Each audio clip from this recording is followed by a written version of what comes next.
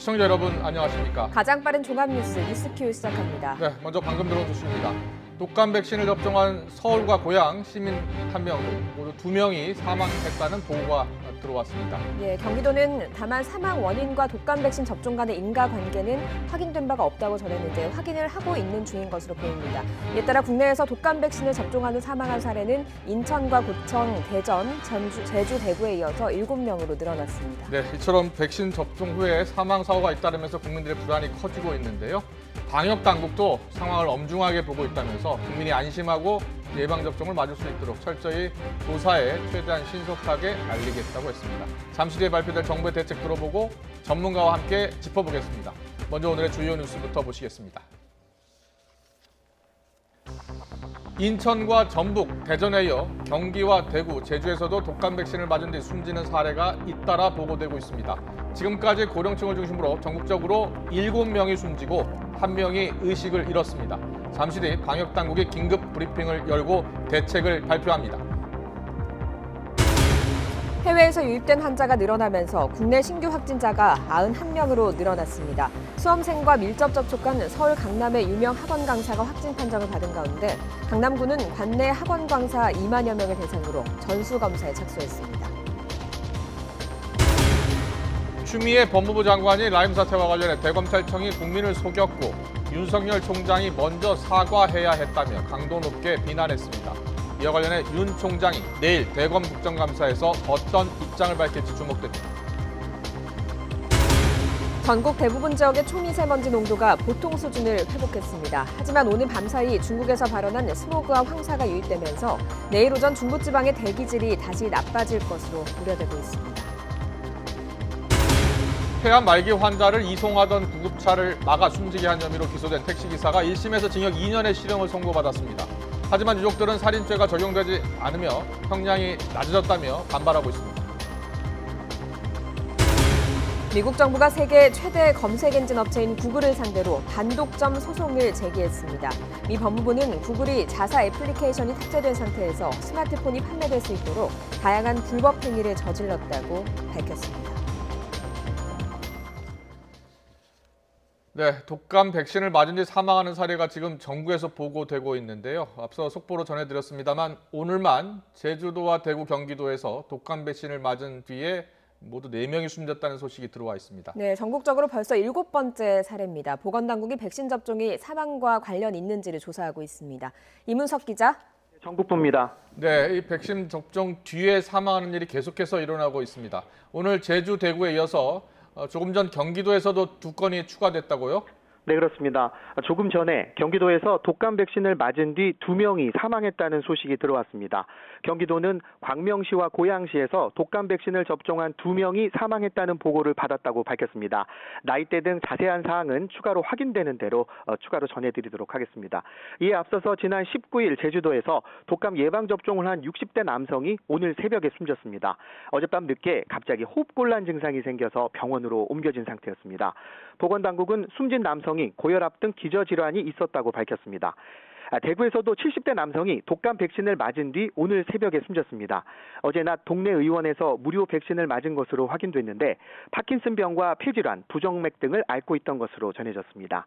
보건당국이 현재 이들의 사망이 백신 접종과 연관성이 있는지 조사하고 있습니다. 네, 앞서 대전과 전북 등지에서 백신 접종 뒤에 숨진 사례가 나오지 않았습니까? 특히 대전에서는 1명이 숨졌고 또 1명은 의식불명 상태에 빠진 상태라고요. 네, 그렇습니다. 지난 19일 오전 80대 남성이 독감 백신을 맞고 하루 뒤인 어제 집에서 숨진 채 발견됐습니다. 기저질환이 없는 남성이었고 백신 역시 상온 노출이나 백색 침전 같은 문제가 없었던 제품이었습니다. 보건소가 백신을 접종한 내과를 현장 조사했는데 백신 보관에도 문제가 없었다고 밝혔습니다. 이뿐만이 아니었습니다. 같은 날 대전 다른 병원에서 독감 백신을 맞은 70대 여성도 현재 의식불명 상태에서 치료를 받고 있습니다. 이 여성도 예진에선 특이사항이 없었는데 접종 뒤에 구토 증상을 보인 것으로 전해졌습니다. 전북 고창에서도 지난 19일 동네 병원에서 주사를 맞은 70대 여성이 이튿날 숨진 채 발견됐습니다. 이보다 앞서 지난 16일엔 인천에서 17살 고등학생이 숨졌는데 독감 백신 주사를 맞은 이틀 뒤였습니다. 이렇게 독감 백신 접종 뒤 이상 증세를 호소하는 사람이 늘고 있고 고령층을 중심으론 사망하는 사례까지 잇따르는 상황입니다. 백신 상온 노출 사고에 백색 입자 문제까지 불거진 뒤여서 독감 백신에 대한 불안감이 좀처럼 잦아들지 않고 있는 상태입니다. 지금까지 전국부에서 전해드렸습니다.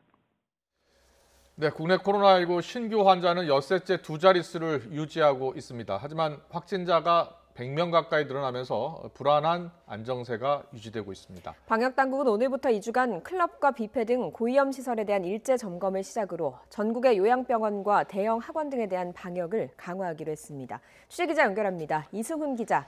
네, 이승훈입니다. 네, 코로나19 신규 환자가 90명을 넘고 특히 이 해외 유입 환자가 늘어서 걱정이 많습니다. 먼저 지금까지 확인된 국내 주요 집단별 발생 현황부터 정리해 주시죠. 네, 낮 12시 현재 주요 발생 현황입니다.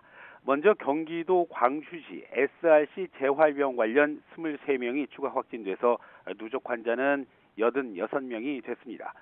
부산 해뜨락 요양병 관련해서는 7명이 추가 확진돼서 누적 환자는 이제 81명입니다. 서울 송파구 잠원 의료기기 관련해선 접촉자 3명이 추가 확진돼서 누적 환자는 38명이 됐고요. 서울 도봉구 다나병과 관련해서는 1명의 환자가 더 나와서 누적 확진자는 68명이 됐습니다. 또 경기도 부천에서는 지난 14일 명절에 가족 모임을 한 1명이 확진 판정을 받은 뒤에 이어서 가족 5명, 직장 동료 2명 등 모두 11명이 추가 확진되면서 지금까지 12명의 집단 감염이 확인됐습니다. 네, 방역당국이 오늘부터 2주간 고위험 시설에 대한 일제 점검을 시작한다고요. 네, 정부와 지방자치단체의 고위험 시설에 대한 일제 점검, 오늘부터 다음 달 3일까지 2주 동안입니다. 대상은 클럽과 같은 유흥시설, 그리고 노래연습장, 실내 스탠딩 공연장, 뷔페 등입니다. 다만 수도권은 방역관리식당과 150제곱미터 이상의 카페 등도 점검 대상에 포함됐습니다. 특히 방역을 좀 더 책임지고 하라는 뜻에서 해당 사업장이 핵심 방역 수칙을 어기면 즉시 퇴출제, 즉 원스트라이크 아웃제를 적용하고요. 또 집합금지 조치, 300만 원의 벌금 역시 부과하기로 했습니다. 이와는 별도로 내일부터는요, 전국에 있는 요양병원과 시설 등을 대상으로 방역 실태 특별 점검이 시작됩니다.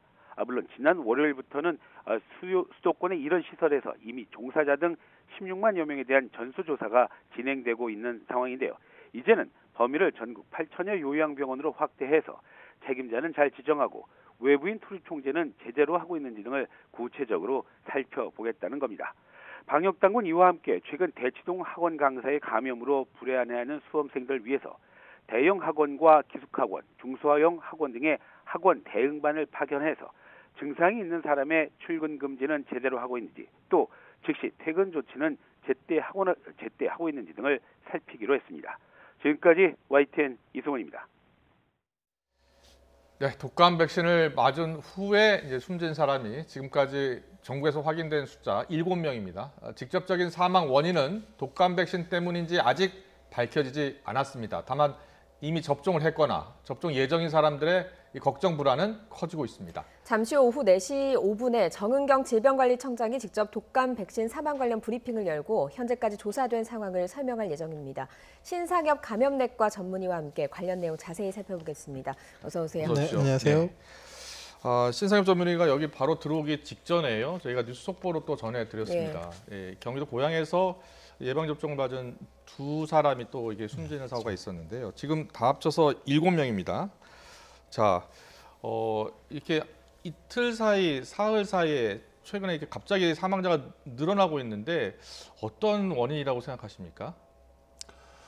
글쎄 지금 뭐 일단 맨 처음에 이제 규명이 돼야 될 거는 지금의 이제 사망이 이제 백신과 연관성이 있느냐 없느냐가 이제 가장 중요할 것 같고요. 예. 네. 사실은 이제 뭐 이제 맨 처음에 발생한 그 17세 청소년을 제외하고는 다 이제 어르신의 기저질환을 갖고 있었던 분들이기 때문에 예. 1차적으로 이런 분들이 이제 갑자기 돌아가시게 됐을 때는 기저질환의 악화나 아니면 심장이나 이제 뇌혈관 질환 같은 이제 급사를 일으킬 수 있는 요인이 먼저 있는지를 확인을 하게 되거든요. 예. 그렇기 때문에 지금 이제 그 사망하신 분들 같은 경우는 우선적으로 이제 병원에서의 이제 검사나 이런 과정들을 통해서 이제 그런 과정들 그 원인을 찾아가는 과정들을 이제 확인을 했겠을 거기 때문에 그런 걸 예. 확인해야 될 것 같고요. 예. 또 이제 뭐 그렇지 않은 경우는 뭐 필요한 경우 부검이나 이런 경우를 통해서 접종과 연관성 또는 다른 기저질환이나 이런 그 급사를 일으킬 수 있는 그런 병들이 있었는지를 확인을 하셔야 될 것 같습니다. 예. 추가 확인이 좀 필요하다는 말씀이신데요. 예, 뭐 방금 알려진 경기도 사례의 경우에는 조금 조사가 좀 필요할 것 같고요. 잠시 후에 4시 5분에 정은경 천장이 직접 발표를 할 예정이니까 지금 이 부분을 들어봐야 할 것 같습니다만 좀 구체적으로 자세히 그 전에 살펴보도록 하겠습니다. 대구 사망자의 경우에는요, 백신을 접종하고 몇 시간 만에 응급실로 옮겼고 또 바로 사망을 했거든요. 이런 경우에는 어떻습니까? 어떤 치료 방법이 있는 겁니까?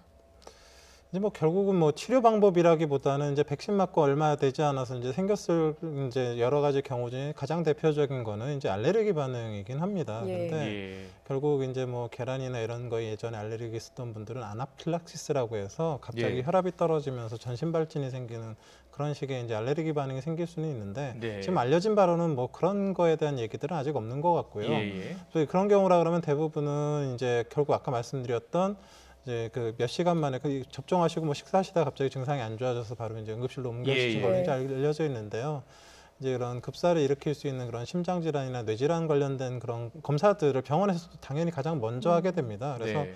그런 검사들을 이제 시도해서 이제 이상 있는 부분들을 찾아내고 또 없다라고 했을 때는 또 이제 백신 자체가 뭐 사실 그 과거에 독감 백신에 의해서 갑자기 이렇게 악화돼서 사망하는 경우가 없었기 때문에 기본적인 기저질환과 이제 급사에 대한 그런 원인 그런 것들에 대한 부분들을 하고 또 이제 혈압이 떨어지거나 증상이 안 좋아지면 거기에 대한 대증 치료 이런 것들을 이제 병원에서 하게 됩니다. 예. 지금 사망자들의 연령대를 보면요. 인천고등학교 3학년 학생을 제외하고는 대부분 60대 이상 고령 환자들이 대부분이잖아요. 이 부작용도 연령대별로 좀 다르게 나타납니까? 글쎄 지금 뭐 사실은 뭐 백신의 부작용인지가 이제 확인이 돼야 이제 부작용에 대한 얘기를 할 수 있는 것 예. 같고요. 예. 결국은 이제 어찌 보면 이게 뭐 표현은 그렇지만 이제 급사하는 상황이 이제 벌어졌을 때 이제 그런 원인 같은 경우에 있어서는 사실 젊은 사람보다는 기저질환을 갖고 있는 어르신들이 네. 예. 이런 이제 그 병원에서도 그 원인을 찾기 이전에 이렇게 돌아가시는 경우들이 생기는 경우들이 있기 때문에 그런 차이라고 예. 볼 수 있을 것 같습니다. 예. 네. 지금 뭐 백신을 맞은 후에 사망한 그 사이의 시간을 보면 대체로 뭐 하루 정도, 이틀 정도 시간을 두고 지금 사망한 것으로 보입니다. 뭐 물론 부작용인지 아닌지를 확인을 해봐야 된다고 말씀을 하시긴 했지만 그렇다면 어떤 가능성을 좀 유추해 볼 수 있을지 궁금합니다. 이 독감 백신을 맞고 나서 중증 부작용은 이제 크게 두 가지가 있을 수 있습니다. 하나는 이제 독감 접종 이후 보통 이제 1시간 이내에 발생하는 아까 말씀드렸던 아나필락시스라는 그 중증의 알레르기 반응. 예. 이거는 정말 초기 대처를 못하면 사망하실 수 있거든요. 예. 근데 그거는 금방 나타나기 때문에 저희가 알 수 있고요. 그러면 그 아나필락시스 쇼크가 나타나면요. 바로 병원에서 응급 조치를 하면 괜찮아집니까? 대부분 바로 이제 소생할 수 있습니다. 예. 그래서 이 접종 후에는 반드시 30분간 의료기관에서 머물면서 이제 경과 관찰하라는 이유가 이제 거기에 있는 거고요. 예. 그렇군요. 예. 또 하나의 이제 중증 부작용이 길랭바레 또는 이제 밀러 피셔 같은 이제 신경학적 합병증이 나타나는데 예. 이건 일종의 자가 면역 질환입니다. 그러니까 백신에 의해서 항체가 생긴 다음에 그 항체가 인플루엔자 바이러스를 공격을 해야 되는데 우리 몸의 신경계를 공격하면서 나타나는 현상이기 예. 때문에 네. 증상이 발현하는데 굉장히 오랜 시간이 걸립니다. 네네. 그러니까 이렇게 뭐 하루 이틀 사이에 이런 신경학적 합병증이나 이런 것들을 통해서 전신에 영향을 주기는 어렵거든요. 예. 그러니까 1차적으로는 독감에 의해서 부작용이 생겼다라 그러면 알레르기 반응 쪽을 가장 먼저 생각할 수밖에 없고요. 예. 그 외에 다른 요인에 대해서는 지금 사실 전 세계적으로 알려진 바가 없기 때문에 이렇게 하루 이틀 만에 갑자기 이제 돌아가시게 되는 가능성에 대해서 알려진 바가 없기 때문에 예. 그래서 이제 독감의 직접적인 부작용인지는 잘 모르겠고요. 네. 하나 이제 또 있을 수는 있는 거는 이제 독감 접종을 하게 되면 우리 몸에 일종의 이제 면역 반응, 염증 반응이 생기는데 예. 이런 그 우리 몸의 염증 반응이 갖고 있던 기저질환이나 이런 것들을 좀 악화시키거나 기존에 있던 악화 이제 그 급사 요인들을 악화시켰을 가능성에 네. 대해서는 이제 고민을 해볼 수 있을 것 같습니다. 예. 알겠습니다. 지금 과거 독감 백신 사례까지 같이 이제 설명을 해주셨는데 예. 지금 원래 4시 5분에 정은경 청장의 브리핑이 있을 예정이었는데 지금 10분 정도 더 연기가 돼서 예. 4시 15분에 브리핑이 있을 예정입니다. 브리핑이 시작되는 대로 생방송으로 전해드리겠습니다. 그리고 앞서 전문가 분들 가운데에서는요. 이번에 맞는 백신, 무료 백신이 4가 백신인데 그동안 이제 3가 백신을 주로 맞다가 4가 백신을 맞으면서 혹시 이게 최근 여러 사망 원인 중에 하나가 되지 않을까라고 이렇게 예측하시는 분도 있던데 어떻게 보십니까? 그래서 저 같은 경우는 뭐 그럴 가능성은 별로 없다고 생각합니다. 예. 이제 사가 백신은 뭐 기존에 계속 유료 백신의 대부분은 사가 백신으로 되어 왔고요. 예. 올해 같은 경우는 보다 이제 좀 치밀한 대비를 하기 위해서 예. 좀 더 비싸더라도 이제 정부에서 무료 백신을 사가 백신으로 준비를 한 거거든요. 예. 그래서 3가랑 4가는 사실 만드는 과정에 별 차이가 나는 것도 없고 이런 어떤 그런 차이가 있다라고 보기는 어렵고요. 예. 다만 이제 그런 건 있을 수 있습니다. 이제 백신을 만들 때에 만드는 제조 공정이 두 가지가 있습니다. 네. 하나는 이제 유정란에서 이제 바이러스를 키워갖고 그 바이러스를 갖고 이제 백신을 만드는 경우가 예. 있고 예. 하나는 이제 정립되어 있는 세포 안에서 세포 배양을 통해서 이제 그 백신을 만드는 이제 과정들이 있습니다. 근데 유정란에서 이제 백신을 키워갖고 이제 백신을 사백신이지만 결국 바이러스를 키워서 그 바이러스를 잘게 쪼개가지고 쪼개서 이제 죽인 다음에 필요한 이제 항원 부위를 가지고 이제 사백신을 만드는 건데요. 이제 그 유정란을 가지고 이제 키운 그런 바이러스 같은 경우는 일부 그 유정란 그 계란의 단백질이 이제 그 백신에 남아 있을 수가 있습니다. 예. 그렇기 때문에 예. 그런 백신을 접종했을 때 예전에 달걀이나 이런 걸 먹고 아주 심한 알레르기 반응이나 아나필락시스가 생겼던 사람들 같은 경우는 운이 나쁘면 좀 드물지만 그 백신을 맞고서도 그런 현상이 생길 수가 있습니다. 예. 근데 이제 세포로 만들어진 세포 배양 백신 같은 경우는 사실은 그런 달걀에 대한 단백질이 들어갈 여지가 없기 때문에 그렇네요. 그런 부분들에 있어서 좀 더 안전할 수 있거든요. 예. 지금 시중에 이제 유정란 백신도 이제 시판되고 있고 예. 세포 배양 백신도 시판되고 있는 상태고 예. 근데 유정란 백신이 훨씬 더 지금 그 많은 그런 부분을 차지를 하고 있지만 예. 예. 같이 이제 유통이 되고 있는 상황입니다. 예, 지금 저희가 보여드리는 이 그래픽 보시면요. 앞에 화면 보이십니까? 보시면 지금 시중에 유통되고 있는 독감 백신 회사 그리고 종류들입니다. 저 중에서 어떤 게 유정란으로 만든 백신이고 어떤 게 그 세포 배양을 통해서 만든 백신인지요? 글쎄 지금 뭐 제가 정확하게 모든 회사마다의 그런 걸 다 알고 있지는 못하지만 예. 지금 뭐 SK 바이오사이언스 같은 경우는 이제 세포 배양 백신으로 이제 알고 있고요. 네. 이제 대부분의 이제 그 제약 회사들 같은 경우는 이제 유정란 백신들로 이제 만들어지는 걸로 알고 있는데 예. 지금 제가 정확하게 다 이렇게 구분하기는 좀 그럼 어렵습니다. 우리가 병원 가서 백신 맞을 때 이거 세포 배양 백신을 꼭 맞아야 될 사람이 있겠네요, 그러면. 그래서 이제 저도 이제 실제적으로 접종을 할 때 저희는 이제 다 구비가 돼 있기 때문에 예. 만약에 이제 달걀 관련된 알레르기가 조금이라도 있었던 분들 같은 경우는 그 세포 배양 백신으로 접종을 하도록 예. 그 이제 얘기를 하고 있습니다. 근데 아, 보통은 일반적으로 일상적인 달걀 먹고 살짝 알레르기 났던 정도는 접종이 아무 상관없고요. 예. 달걀이나 이런 걸 먹었는데 아나필락시스 생겨서 응급실에 가야 될 정도라 그러면 세포 배양 백신이 좀 더 안전할 수는 있습니다. 네. 지금 알려진 그 사망 원인이 뭐 알려지진 않았지만 여기 같은 경우도 계란 알러지가 있기 때문에 뭐 사망했을 가능성도 있는 겁니까? 자신도 모르는 사이에 알러지를 보유하고 있는 글쎄 지금 그 뭐 아직 뭐 그 임상 그런 양상들을 제가 좀 다 확인을 하지는 못했지만 대부분 아나필락시스는 그 병원에서 딱 보면 알 수 있습니다. 예. 발진이 생기고 혈압 떨어지고 이제 그런 전형적인 알레르기 반응이 나타나기 때문에 예. 병원 응급실에서 관련된 그 아나필락시스와 관련된 그런 의무 기록이 생길 수밖에 없고요. 예. 네. 근데 지금 뭐 그런 것 같지는 않아서 예. 뭐 다른 요인들을 좀 찾아봐야 되는 상황 아닌가 좀 생각을 하고 예. 있습니다. 지금 독감 백신 주요 부작용도 이렇게 지금 저희가 정리를 좀 했습니다. 보니까 아나필락시스 쇼크 같은 경우에 이제 알레르기 반응이 갑자기 나면서 의식을 잃고 쓰러지고 빠르면 15분에서 30분 사이에 이제 증상이 시작된다라고 적혀 있고요. 그리고 이 갈랭바레 증후군도 마찬가지로 팔다리에 이제 통증 마비가 이렇게 오면서 접종 뒤 며칠 또는 1주에서 3주 그 기간 안에 반응이 나타난다고 하더라고요. 근데 지금 이번에 사례 같은 경우에는 하루에서 이틀 사이에 이렇게 그렇죠. 갑작스럽게 증상이 나타나서 사망하는 경우거든요. 물론 이게 독감과 이 백신과 직접 관계가 있는 것은 아닙니다. 아직 확인이 필요한데요. 과거에 이런 경우가 있었나요? 혹시 기억하시나요? 지금 그 독감 백신으로 인해서 이제 사망 관련해서 이제 그런 보상을 받았던 예는 한 번 있었죠. 이제 2009년도에 이제 좀 나이 드신 어르신이 이제 접종 후에 네. 이제 길랑발의 아형인 이제 밀러피셔 증후군이라는 게 생겨서 몸에 좀 마비 증상이 있어서 병원에 입원을 하신 상태에서 장기간 입원하시다가 이제 흡입성 폐렴이라고 이제 2차적으로 다른 이제 좀 다른 합병증이죠. 이제 백신 접종과 상관없는. 이제 그걸로 사망을 하셨지만 1차적으로는 입원하게 된 계기가 이제 독감이었기 때문에 그거에 관해서 이제 보상을 받으신 적은 있는데 예. 사실 저거는 이제 독감 백신이 이제 유발한 뭐 그런 사망 사건이라고 보기는 좀 어려운 예. 그런 상황이었었고요. 네네. 뭐 제가 아는 한은 이제 국내에서 접종 이후에 접종이 이제 직접적인 원인이 된 그런 사망例은 없고요. 예. 전 세계적으로도 주로 나타나는 건 아까 말씀드렸던 아나필락시스에 대해서 의료 시스템이 미비해서 제대로 대비를 하지 못해서 그런 알레르기 반응으로 사망하는 예들이 간혹씩 있는 걸로 이제 알려져 있습니다. 네. 앞서서 설명을 해주실 때 계란 알레르기가 있는 경우, 좀 심하게 계란 알레르기 겪은 경우에 사망에 이를 수 있다 이런 얘기를 해주시지 않았습니까? 계란도 단백질인데요. 사실 뭐 우유나 이런 것들도 단백질이잖아요. 그런 알레르기가 있는 경우에도 비슷한 상황이 벌어질 수 있는 겁니까? 그렇지 않다고 보시면 될 것 네. 같습니다. 이제 계란 이제 유정란에서 키우거든요.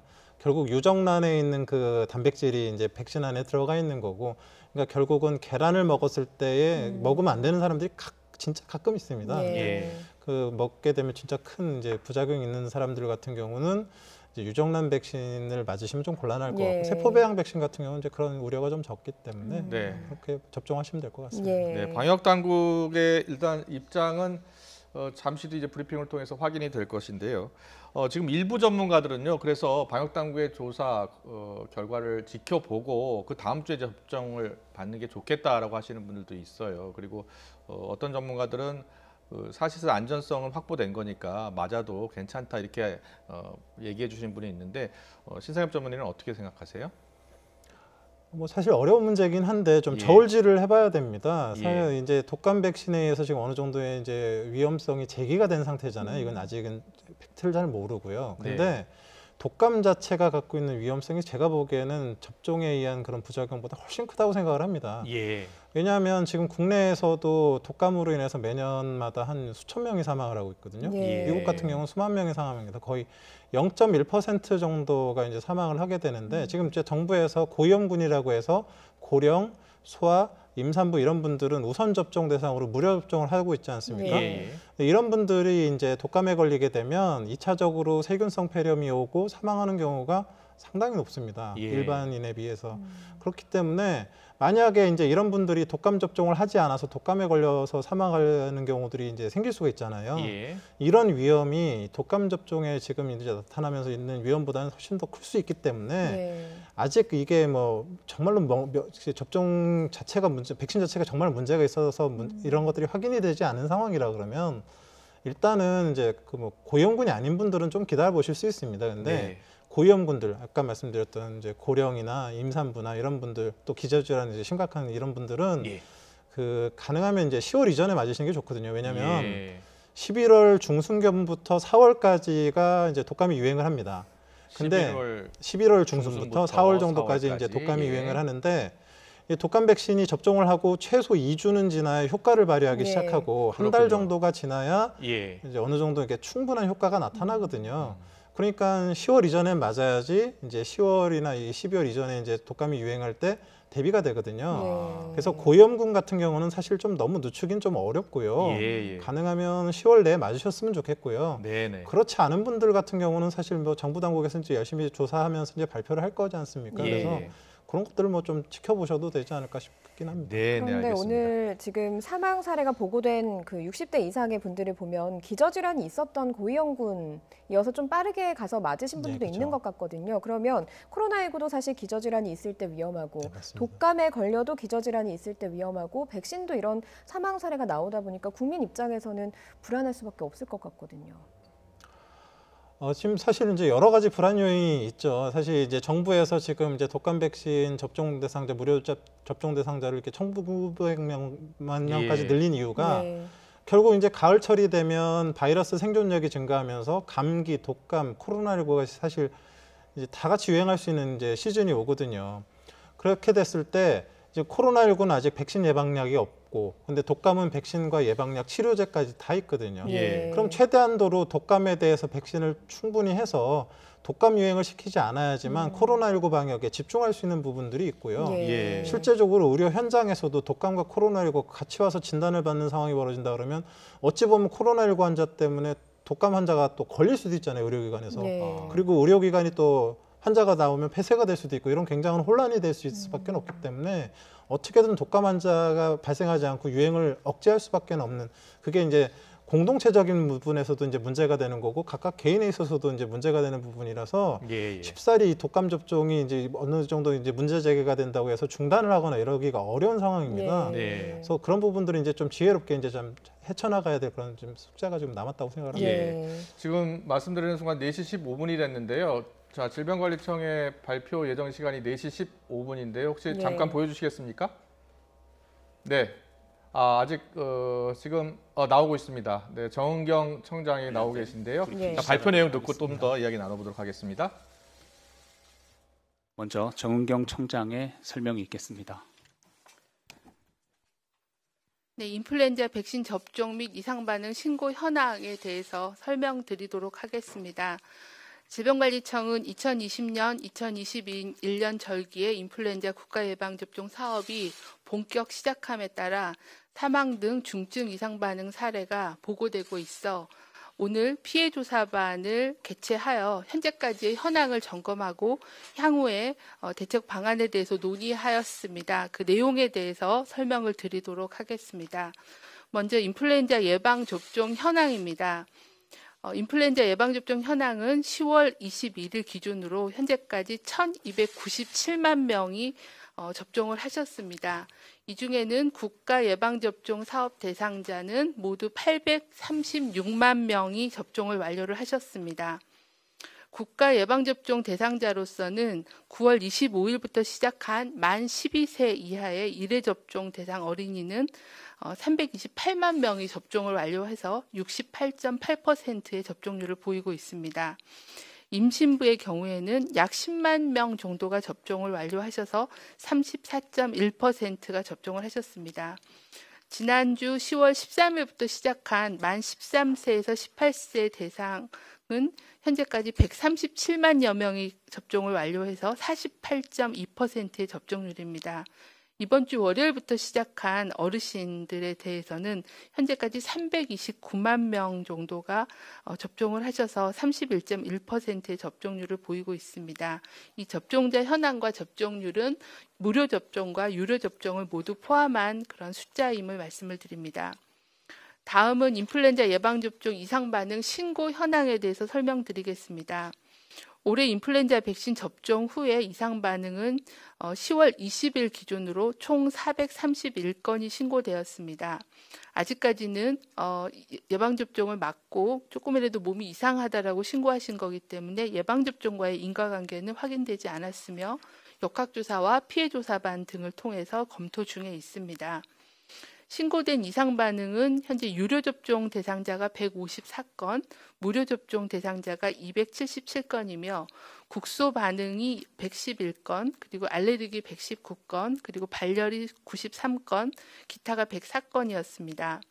사망 사례로 신고된 건수는 10월 20일까지는 4건이 보고가 되어 조사가 진행 중이며 10월 21일 오늘 추가로 5건이 추가로 신고돼서 총 9건에 대한 사망 보고가 조사가 진행 중에 있습니다. 백신 유통 및 백색 입자 관련돼서 수거 회수 대상 백신 접종과 관련된 이상 반응 신고 사례는 현재까지 총 누적 84건입니다. 대부분의 증상은 국소 반응, 발열, 알레르기 등의 경증이 보고되고 있습니다. 현재까지 사망 사례는 총 9건이 보고되었고 그중에 7건에 대해서 역학조사와 사인을 밝히기 위한 부검 등이 진행 중에 있습니다. 1차적으로 동일 날짜에 동일한 의료기관에서 동일한 백신 제조 번호로 접종받은 접종자에 대해서 이상 반응에 대한 발생 여부를 모니터링하고 있습니다. 아직 조사가 진행 중이지만 몇 건의 그 국소 이상 반응 이외에는 중증 이상 반응은 확인되고 있지는 않고 계속 조사가 진행 중에 있습니다. 또한 예방접종 등록 시스템을 통해서 해당 로트 번호, 제조 번호로 접종받은 접종자의 숫자를 파악하였고 그 접종자 중에서 이상 반응을 신고한 건수에 대해서도 조사를 하였습니다. 대부분 한 로트당 15만 정도의 백신이 생산이 되기 때문에 현재까지 대략 5만에서 한 8만 정도의 접종이 진행이 되었고 이 동일 로트에 대한 접종자에서 이상 반응이 보고된 건수는 한 건에서 3건 정도의 숫자를 보고하고 있고 대부분은 경증의 이상 반응을 신고한 상황입니다. 질병관리청은 예방접종 피해조사반 회의를 오늘 오전에 개최하였고 지금까지 파악된 조사 내용을 바탕으로 이상 반응과의 인과관계 또 중증 이상 반응 발생 시 해당 백신에 대한 재검정 또는 예방접종 사업의 중단의 필요성에 대해서 논의를 하였습니다. 금일 오전까지 보고된 6건 사례에 대해서 피해조사반에서 사례별 논의가 있었습니다. 논의한 결과 백신과의 직접적인 연관성 그리고 예방접종 후 이상 반응과 사망과의 직접적인 인과성은 확인되지는 않았으며 특정 백신에서 중증 이상 반응 사례가 높게 나타나지 않은 점 등을 고려할 때는 전체 예방접종 사업을 중단할 만한 상황은 아니라고 판단하셨습니다. 조사 중인 사례 중에서 2건 정도에 대해서는 아나필락시스의 가능성을 배제할 수 없고 또 나머지 신고 사례에 대해서도 추가적인 부검 결과를 봐야 되고 의무기록 조사 등의 추가 조사를 통해서 예방접종과의 인과관계는 최종 확인하기로 하였습니다. 또한 아나필락시스 등 이상 반응에 대비하기 위해서는 예방접종 후에 의료기관에서 20-30분 정도는 이상 반응이 있는지에 대한 경과 관찰을 하는 등 안전한 예방접종 수칙을 준수하도록 당부하는 것이 필요하다라는 위원님들의 지적이 있으셨습니다. 질병관리청은 신속하게 역학조사를 통해 예방접종 인과관계와 원인을 조사하도록 하겠습니다. 또한 아나필락시스 등 중증 이상 반응 방지를 위해 예방접종을 하실 때는 건강 상태가 좋은 날에 예방접종을 받아주시고 접종을 대기할 때에도 수분을 충분히 섭취하고 예진을 할 때는 의료진에게 아픈 증상이 있거나 평소에 앓고 있는 만성질환은 반드시 의료인에게 알려주시기를 바랍니다. 또한 접종을 한 후에는 반드시 의료기관에서 15분 내지 30분 정도는 이상 반응 여부를 관찰하는 등 안전한 예방접종을 위한 주의사항을 당부드립니다. 인플루엔자 예방접종을 받으실 경우에 접종 후에 수시간 이내에 호흡곤란 또는 입, 눈 주위에 부종이 생겨서 부풀어 오르거나 구토, 설사, 복통, 메스꺼움 또는 심박수가 감소하고 어지럼증의 증상이 있는 경우에는 심한 알레르기 반응을 의심할 수 있으니 119에 신고하여 의료기관에 방문 진료를 받는 것이 필요하겠습니다. 여태까지 현재 대부분 17세 청소년 이외에 나머지 신고된 8분은 대부분 어르신들이십니다. 예방접종하고의 인과관계는 계속 조사 중이긴 하지만 안전한 예방접종을 위해서는 예방접종 수칙을 철저히 지켜주실 것을 다시 한번 당부드립니다. 마지막으로는 사망하신 고인의 명복을 빌고 또 유가족 여러분들께는 심심한 위로의 말씀을 드리겠습니다. 네, 지금부터 기자님들 질의응답 시간 갖겠습니다. 오늘 배석하신 분 소개드리면 앞으로 자리해 주시기 바랍니다. 서울대 명예교수 김중곤 예방접종 피해조사 반장 배석하셨습니다. 그러면 사전에 기자님들이 보내주신 질문에 답변을 드리겠습니다. 묶어서 질문 드려서 혹시 빠진 게 있으면 또 말씀 주시기 바랍니다. 첫 번째 질문입니다. 잇따른 접종자의 사망으로 불안감이 커지고 있는데 독감 접종 고위험군이지만 특히 급한 사례, 급사 사례가 많았었던 고령층이 접종을 받아야 하는지 궁금하다라는 질문입니다. 그리고 부검이 끝나지 않았고 조사 중이기는 하지만 현재까지 사망자 사이에 공통점은 없는지 질문을 주셨습니다. 네, 질문은? 네. 오늘 그 피해조사반 반장이시면서 예방접종 피해보상 전문위원회 위원장이신 김준공 교수님께서 오늘 국민들께 좀 더 소상하고 전문적인 설명을 드리기 위해서 오늘 브리핑에 자리를 같이 해주셨습니다. 그래서 오늘 피해조사반 회의 결과와 질문 주신 거에 대해서 답을 먼저 좀 드리고 설명을 먼저 좀 드리도록 그렇게 하겠습니다.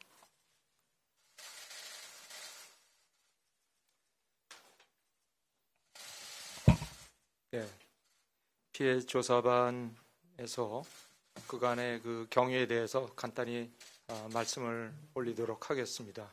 우선 말씀드리기 전에 저희가 그 심사를 했던 오늘 회의를 했던 대상자분이 6분이십니다. 6분이 돌아가신 분들께 심심한 가족들께 위로의 말씀을 전합니다.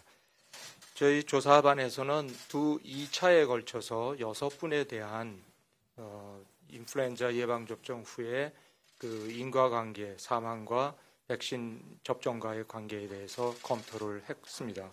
그래서 저희 위원회 조사반에서는 이 인플루엔자 예방접종하고 사망 원인과의 그 관계가 어떻게 되는가를 검토를 했고, 또 그걸 바탕으로 해서 현재 실시하고 있는 국가 예방접종 사업을 지속할 건지를 여부를 또 논의를 했습니다. 그래서 오늘 나온 결론에 대해서 말씀을 올리도록 하겠습니다. 우선 저희가 사망 원인과 그 인플루엔자 예방접종과의 그 관계에 대해서는 크게 3가지 항목으로 저희가 검토를 했습니다. 첫 번째는 인플루엔자 백신이 갖는 어떤 독성 물질이 혹시 원인이 됐을까 하는 문제가 하나 있었고, 두 번째는 이번에 사망하신 6분은 대부분이 짧은 시간 내에 사망들을 하셨습니다. 그래서 접종 후에 2시간 반 후에 사망하신 분서부터 한 3일 후에 사망하신 분까지 기간이 비교적 짧은 기간 동안에 사망을 하셨습니다. 그래서 그 예방접종 후에 급성으로 나타날 수 있는 아나필락시 그 리액션에 의한 과민 반응에 의한 사망 여부도 저희가 조사를 했고, 또 그분들이 갖고 계신 기저질환과의 관계도 저희가 검토를 했습니다. 그 3가지 항목을 주로 저희가 검토해서 이 예방접종 그 백신과 또 사망 원인과의 그 관계를 연관성이 있는지 여부를 검토를 하였습니다. 그렇게 해서 결과는 동일한 그 백신을 접종받으신 많은 분들이 별다른 문제 없이 괜찮으셨다는 반응을 봐서는 이 백신이 어떤 독성 물질을 갖고 있다든가 그런 현상은 발견할 수가 없었다고 결론을 내렸습니다. 그래서 백신 자체의 문제는 배제할 수 있다고 저희들은 결론을 내렸습니다. 두 번째로는 이분들이 사망하신 것이 그 과민 반응에 의한, 특히 급성기 과민 반응에 의한 사망인가 여부에 대해서 검토를 했습니다마는 시간적 관계를 자세히 살펴보면 6분 중에서 2분을 제외하고는 다 관계가 없는 걸로 판단이 됐습니다. 그래서 2분의 경우도 정확히 의학적인 근거는 없습니다만은 시간 관계상, 시간의 연계상 2시간 반 또는 7시간 후에 사망을 하셨기 때문에 그 급성기 과민 반응하고 관련을 완전히 배제할 수는 없다라는 결론을 내렸습니다.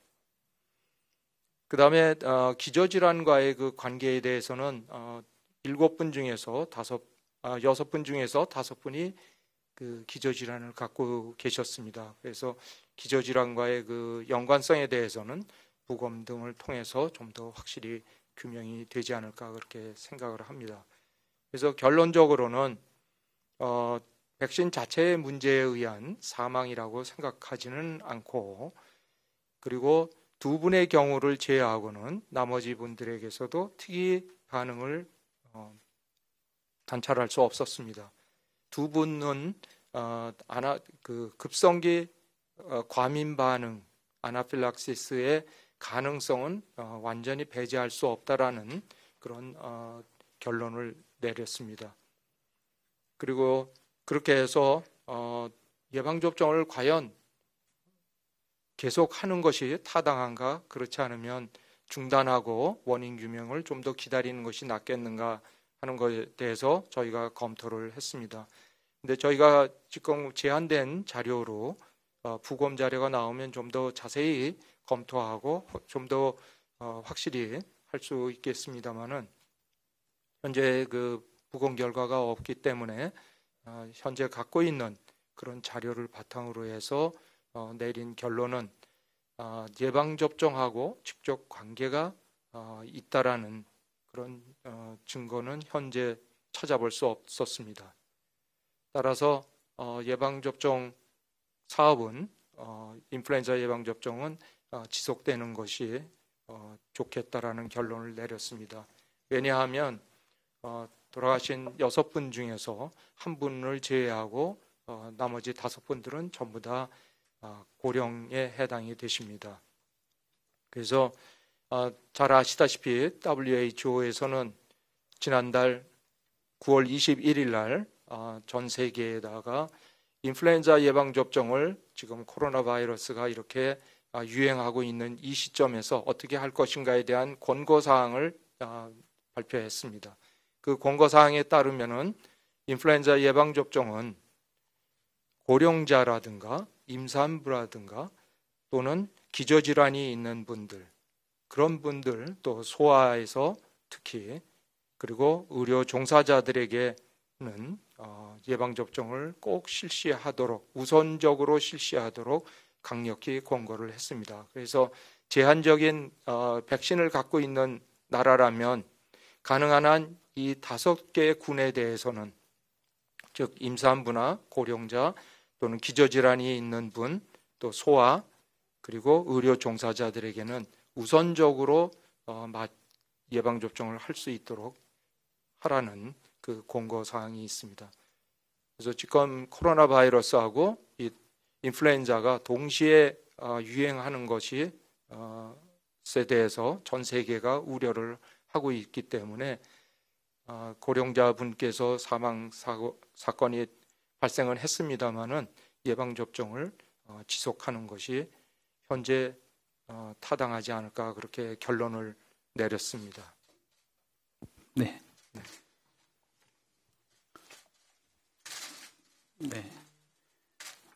다음 질문을 드리도록 하겠습니다.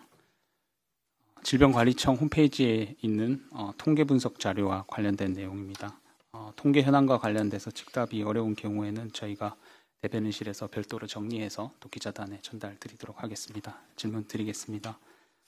2017년 예방접종 이상반응 신고 및 피해보상 현황 분석 자료를 보면 2017년에 예방접종 이상반응 신고 건수가 108건으로 나오는데 올해는 예방접종 이상반응 신고 건수가 18일 기준으로 353건이 나왔습니다. 올해 인플루엔자 예방접종 이상반응 신고 건수가 2017년 또 예년에 비해서 많은 것인지, 그렇다면 원인은 무엇으로 보는지 궁금하다는 질문입니다. 네, 그 예방접종 이상반응 신고는 매년 저희가 통계를 내고 있는데 말씀 주신 것처럼 2017년에는 108건이 보고가 되었고 2018년에는 132건, 2019년에는 177건 정도가 보고가 되었습니다. 이제 인과관계까지는 확인이 되진 않고 대부분 경증의 보고가 많은 상황이었습니다.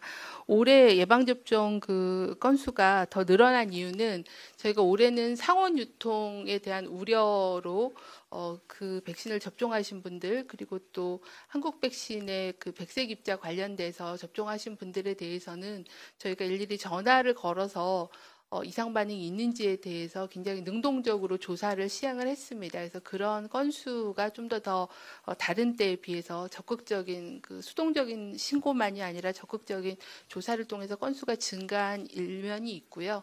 그리고 이제 이런 백신의 안전성에 대한 문제가 제기되면서 많은 분들께서 이상 반응에 대해서 신고를 해주시고 있어서 신고에 대한 부분들이 좀 더 증가한 부분이 있다는 말씀을 드리겠습니다.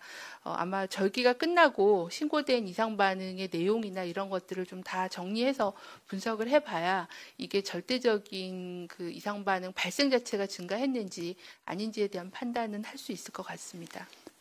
네, 다음 질문입니다. 사망하신 분들이 매년 인플루엔자 예방 접종을 해온 분들인지 아니면 올해 처음 접종한 분들인지 궁금하다는 질문입니다.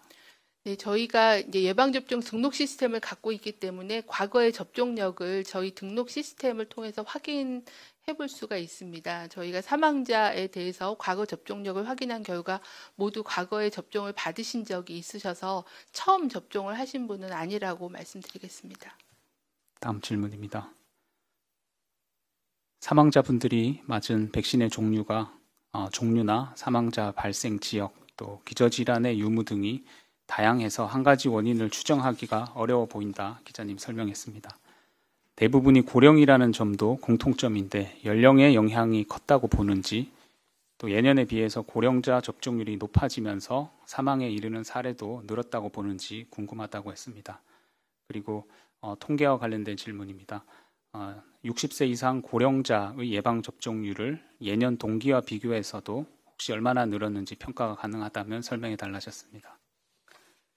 네, 먼저 이제 그 사망으로 신고되신 분들의 백신 종류가 다 다르고 지역도 다 다르다라는 게 저희 입장에서는 어느 한 회사의 제품이나 어느 한 개의 제조번호로 모두 사망하셨다고 하면 그거는 이제 백신의 문제를 우려해야 되는 거고 또 어느 한 의료기관에서 사망자나 이런 분들이 많았다고 하면 그 의료기관에서의 백신 접종 과정에서의 문제 또는 보관에서의 문제 이런 것들을 저희는 의심을 해야 되는데 현재까지 보고된 사망 사례에 대해서는 그런 공통점이 없다는 거는 어느 정도 이제 그런 거를 좀 더 배제할 수 있는 그런 근거로 저희는 판단을 했습니다. 제품 명도 다르고 제조번호도 모두 다르기 때문에 어느 한 개의 제품으로 인해서 생기는 그런 백신 자체의 어떤 구조적인 그런 원인은 아니다라고 저희는 판단을 한 상황입니다. 그리고 이제 대부분은 고령이 많으십니다. 저희가 예방접종을 어르신들 예방접종을 월요일 날 시작을 해서 월요일 날 첫날 183만이 맞으셨고 그 다음 날도 한 110만 정도가 맞으셔서 3일 동안에 거의 300만 정도의 어르신들께서 접종을 시행을 하셨습니다. 아무래도 예방접종 시기가 좀 지연되면서 접종이 이제 많은 숫자가 이제 이루어진 그런 상황이어서 그런 접종 숫자가 많아진 부분도 일부 영향은 있다고 생각은 하고는 있습니다. 접종률은 이게 접종률이 높아져서 사망에 이르는 사례가 늘었다라고 표현하기는 어렵고요.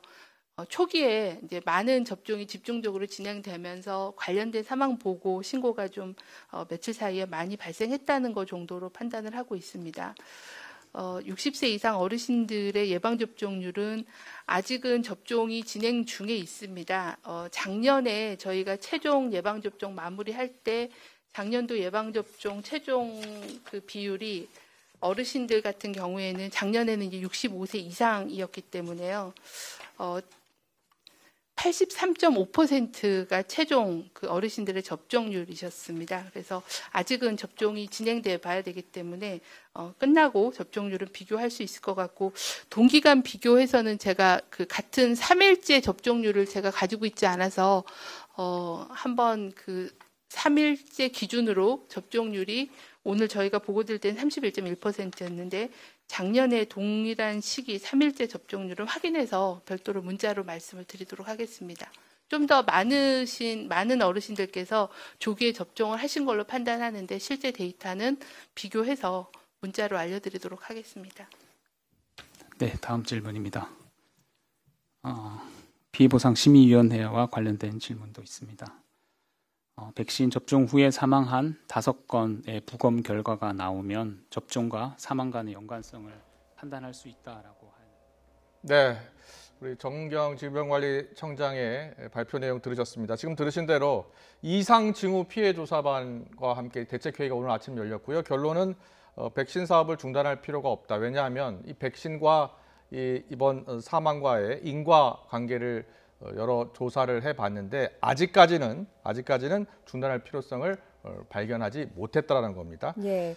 방금 발표에 따르면 신고된 사망 사례가 총 9건입니다. 앞서서 7건이라고 보도를 계속 해드렸는데요. 지역이나 사례가 알려진 건 인천, 전북, 고청, 대전, 제주, 대구, 경기도 2건이고요. 이렇게 7건이었는데 2건이 추후에 보도자료를 통해서 좀 확인을 해봐야 할 건수로 지금 확인이 되고 있습니다. 예, 그리고 백신 이상징후 피해조사반장님 교수님의 발표도 있었는데요. 사망 원인을 좀 다각적으로 검토하는 과정에서 백신 내에 과연 독성 물질이 있는지 여부를 확인했는데 이번에 백신을 맞고 사망한 분들이 맞은 이 백신을 자세히 분석을 해봤더니 그 백신 내에 독성 물질은 없었다는 거고요. 예. 그리고 이제 급성 쇼크, 짧은 시간 내에 이제 사망한 분이 2분 계셨는데 일단 급성 아나필락시스 쇼크 가능성이 있다. 그래서 하지만 추가 조사를 해봐야 된다는 것이고요. 예. 기저질환 관계도 따져봤는데 이것도 좀 추가 조사가 필요하다. 다만 직접적으로 백신과 이 사망과의 인과관계는 확인이 안 됐다. 따라서 접종 사업은 계속 할 것이다라는 발표 내용이었습니다. 예.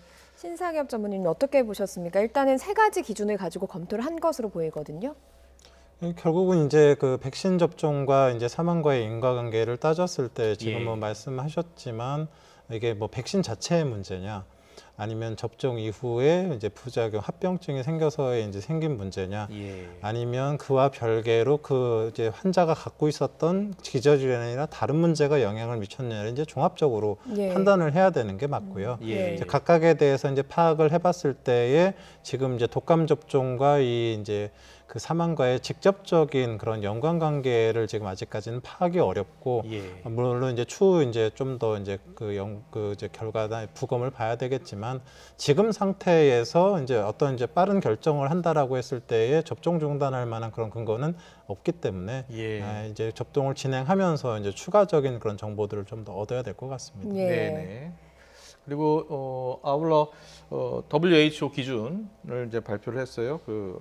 고령자, 임신부, 기저질환자, 소아 이렇게 우선 접종할 필요성이 있다. 백신 접종. 그래서 지금은 백신을 접종하는 게 맞다라는 거죠. 이제 우선 접종 대상자라는 게 결국은 그런 겁니다. 이제 독감에 걸렸을 때 사망 위험이 높은 사람들이 이제 우선 접종 대상자라고 볼 수 있는데요. 1차적으로는 고령, 소아, 임산부들이 이제 들어가고, 이제 기저질환들을 갖고 있는 분들은 면역력이 떨어지기 때문에 이제 이런 분들이 이제 고위험군에 해당할 수밖에 없고요. 거기에 이제 의료진 같은 경우는 또 그런 환자들을 이제 진료를 해야 되기 때문에 이제 이렇게 5 부류의 이제 분들은 이제 우선적으로 독감 백신을 접종해서 안전하게 진료를 받고 치료를 할 수 있는 그런 상황을 만들어야 되는 거죠. 네네. 앞서 저희가 브리핑 전에도 이 아나필락시스 부작용에 대해서 이야기를 했습니다만 오늘 발표에서도 이 과민 반응에 의한 사망 2명은 좀 관련성이 있는 것으로 보이지만 뭐 조사를 해봐야 한다 이렇게 발표를 했습니다.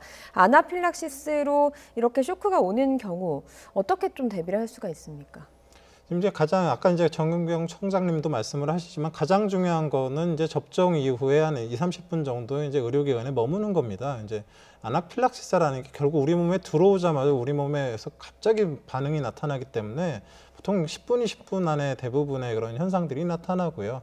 막 땀이 나고 막 혈압 떨어지면서 발진 생기고 이런 현상들을 이제 결국 본인이 이상을 느끼면 거기 이제 의료진들이 옆에 있으면 바로 이제 응급조치를 하면 바로 대처가 가능합니다. 별 문제가 되지가 않는데 이게 이제 의료진이 없는 상황에서 그런 상황이 발생을 한다 그러면 사실 그런 좀 위험해질 수가 있기 때문에 그런 부분들을 이제 제기를 하고 있는 거고요. 지금 이제 그 사망 예들 중에서 뭐 이제 몇 시간 안에 사망하신 분들 같은 경우는 제가 알기로는 아나필락시스의 그 특별한 증상이 있었다라기보다는 지금 의료기관에 오기 전에 그런 상황들이 벌어질 수도 있는 그런 것까지도 고려를 해서 좀 더 면밀하게 이제 가능성 완전 배제하지 않고 살펴보겠다 이런 의미를 받아들이시는 게 맞을 것 같습니다. 네, 그리고 만약에 백신을 맞고 이상 징후를 느낄 때 그러면서 이상 징후에는 이제 호흡 곤란 그리고 눈 주위가 부어오르거나 고열이 날 때 이렇게 여러 가지 예를 들어 주셨거든요. 그러니까 이런 징후가 나타나면 바로 병원을 찾아야 된다는 겁니까? 일차적으로는 아나필락시스는 나타난다 그러면 20-30분 대기하는 동안 나타나거든요. 예. 그러니까 그동안에 내 몸이 이상하다 딱 느꼈을 때 바로 이제 조치를 받으시면 되기 때문에 예. 그 이후에 나타나는 방들은 알레르기가 생길 수 있습니다. 두드러기 나고 하거든요. 며칠 예, 지나서도. 예. 근데 그런 경우는 대부분 경미하게 금방 이제 회복이 되지만 아나필락시스는 바로 나타나고 굉장히 위중하기 때문에 의료기관에서 머물면서 좀 관찰을 하시라는 겁니다. 예. 네, 알겠습니다. 자, 조금 전 정경 청장의 발표 내용 들으셨습니다만 예방 접종 사업은 계속해서 진행을 하기로 했습니다. 그리고 최근에 사망 사건과 관련해서 이 백신과의 연계성을 연구 분석을 해본 결과 백신과 직접적인 관계를 연관성을 찾지 못했다라는 그런 분석 결과 발표도 함께 들으셨습니다. 지금까지 신상엽 감염내과 전문의와 함께 짚어봤습니다. 잘 들었습니다. 고맙습니다.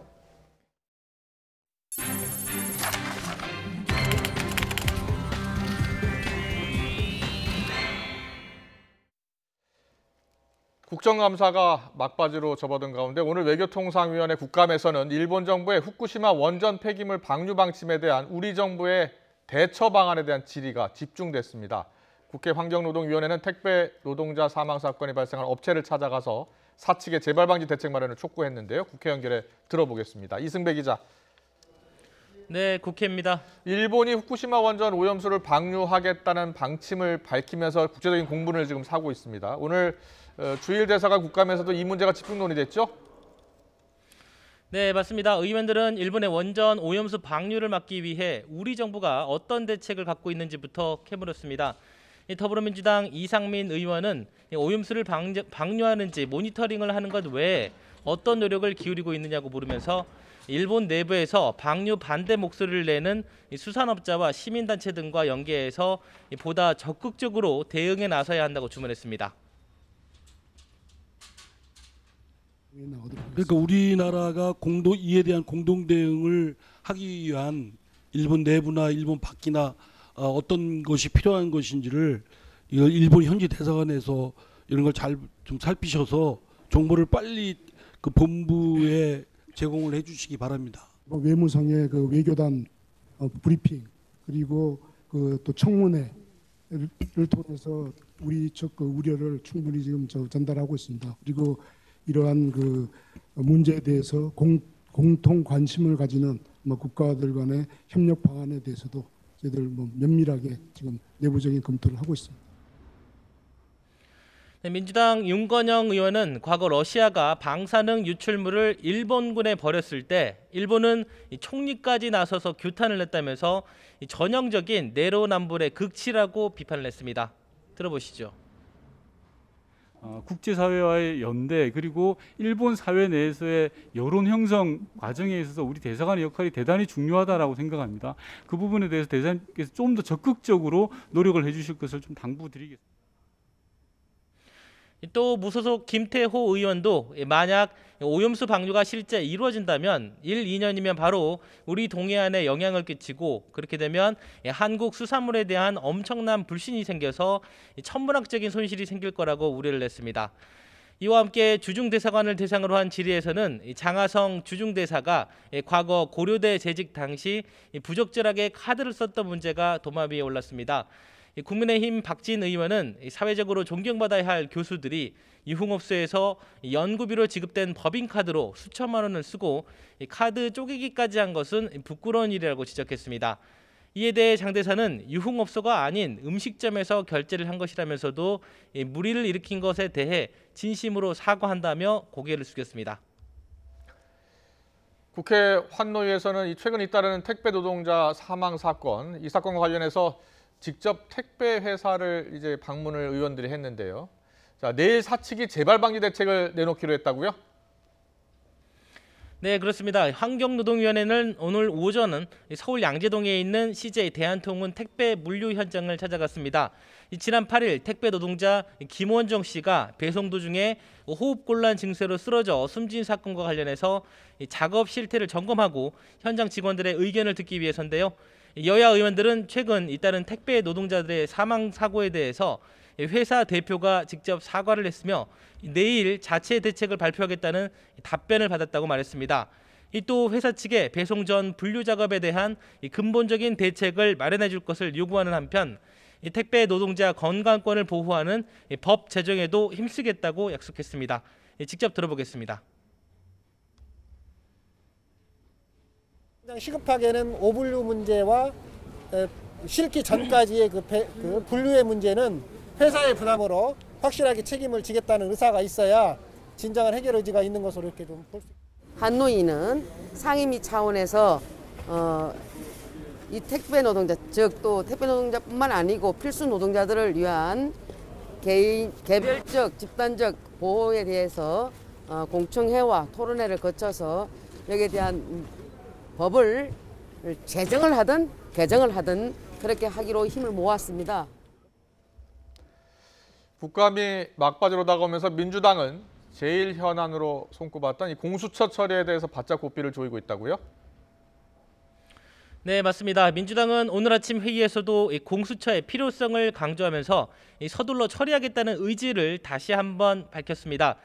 이 대표는 국민에게 약속한 일정에 따라서 공수처를 완성하겠다면서 이 국정감사 마지막 날인 26일까지 야당은 답하라고 압박했습니다. 김태년 원내대표도 최후 통첩을 보냈는데요. 도돌이표 정쟁으로 정략적 시간 끌기를 그만하고 추천위원을 추천할지 말지 명확히 밝히라고 강조했습니다. 국민의힘은 추미애 법무부 장관의 수사 지휘권 발동을 비판하면서 특검부터 수용하라고 맞받아쳤습니다. 김종인 비상대책위원장은 법무부 장관과 검찰총장의 갈등을 대통령이 방관해서는 안 된다면서 문재인 대통령이 직접 특검 지시를 내려야 한다고 압박했습니다. 주호영 원내대표도 법무부와 청와대가 혐의를 받는 부분이 있기 때문에 수사 주체가 돼서는 안 된다면서 국민의 요구인 특검을 조속히 도입하라고 촉구했습니다. 지금까지 국회에서 YTN 이승배입니다. 공수처 당론에 반대했다는 이유로 징계를 받고 재심을 청구했던 민주당의 금태섭 전 의원이 탈당했습니다. 민주당이 오만하고 이른바 내로남불의 행태를 보이고 있다며 이 점에 실망해 당을 떠나는 것이라고 말했습니다. 이대건 기자의 보도입니다.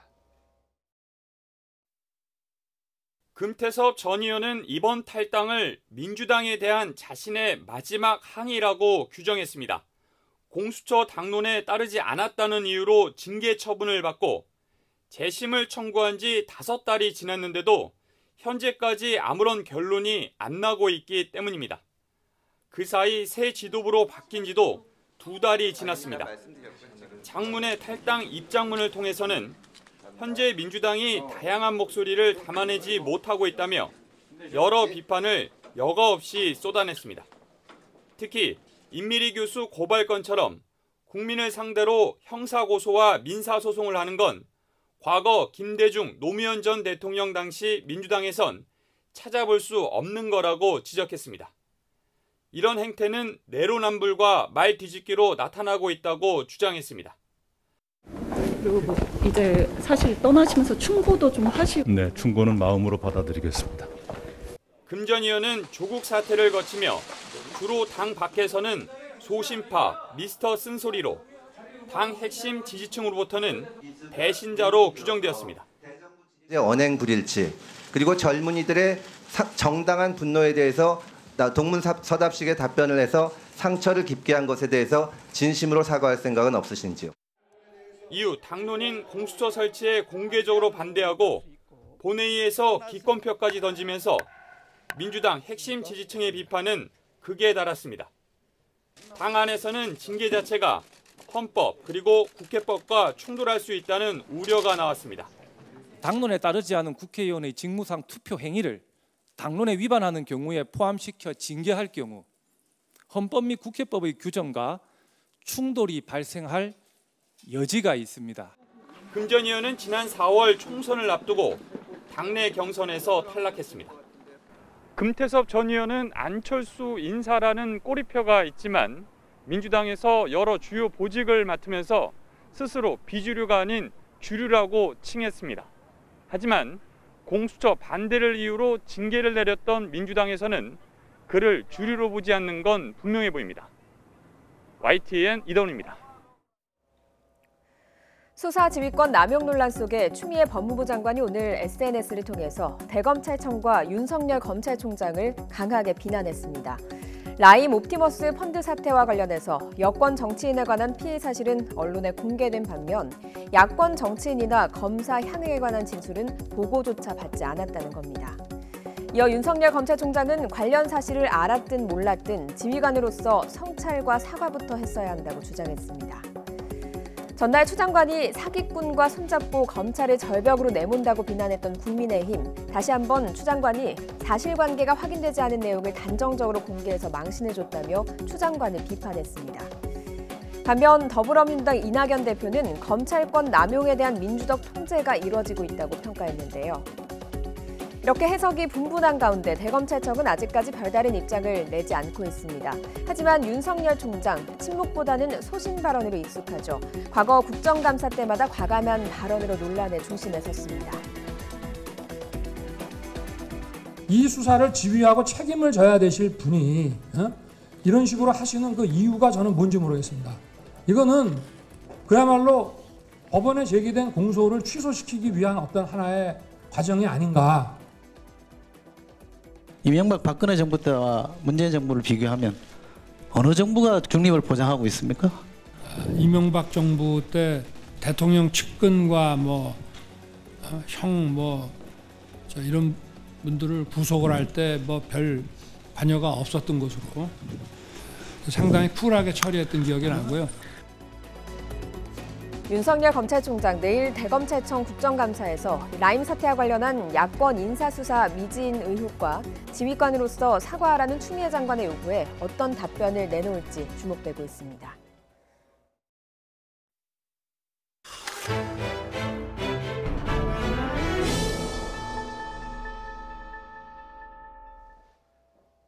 구급차를 막아세워 이송 중이던 응급 환자를 숨지게 한 혐의로 구속 기소된 택시기사가 1심에서 징역 2년의 실형을 선고받았습니다.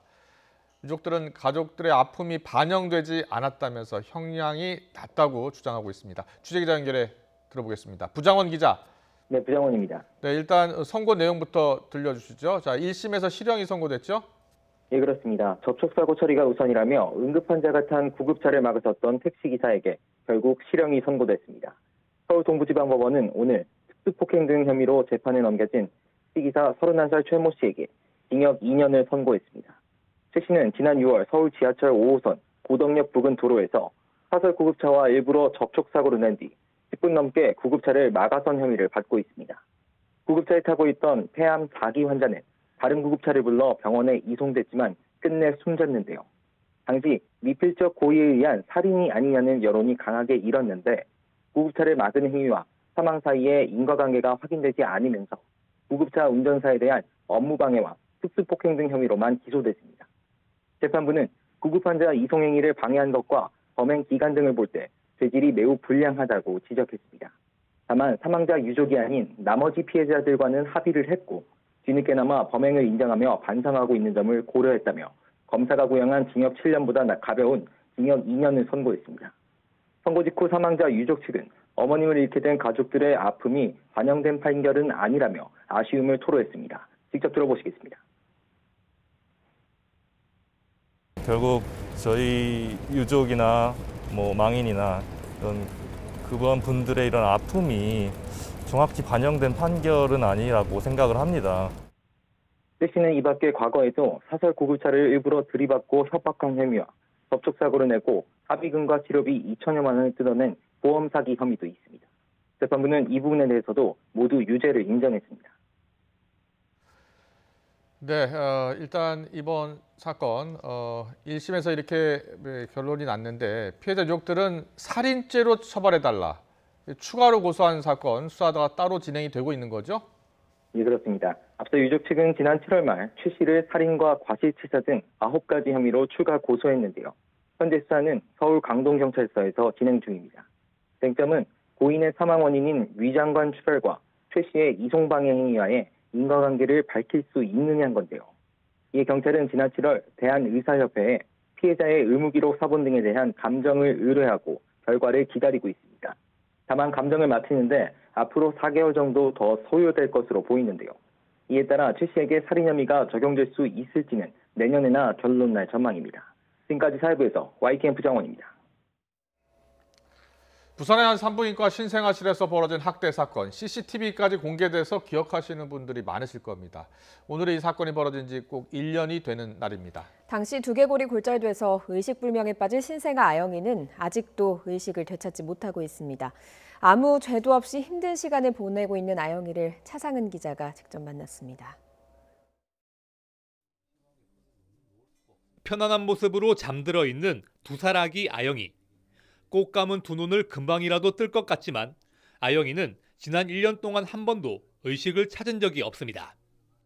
신생아실 학대 사건 이후 의식불명 상태로 대학병원에 이송됐지만 크게 다친 뇌는 원래대로 돌아오지 않았습니다. 뇌 실질이 거의 확인이 안 돼가지고 애가 지금 심장이 뛰고 있는 것 자체도 좀 의학적으로 설명이 어렵고 기적에 가깝다. 병원 입원 치료가 더는 큰 의미가 없는 상황이 되자 아영이는 지난 4월 가족의 품으로 돌아왔습니다. 인공호흡기 없이는 숨을 쉴 수 없고 하루에도 여러 차례 약을 먹어야 하지만 잠들어 있는 모습은 여느 아기와 다르지 않습니다. 한순간도 곁을 떠나지 않는 엄마의 손길 덕분에 평온한 모습으로 첫 번째 생일도 맞이했습니다. 평범했던 아영이 가족의 삶은 크게 바뀌었습니다. 어머니는 아영이를 돌보기 위해 직장을 그만둬야 했습니다. 아버지는 피해를 입증하기 위해 뛰고 또 뛰고 있습니다. 하지만 전문지식으로 맞서는 병원 측을 상대하는 건 버거울 수밖에 없는 상황.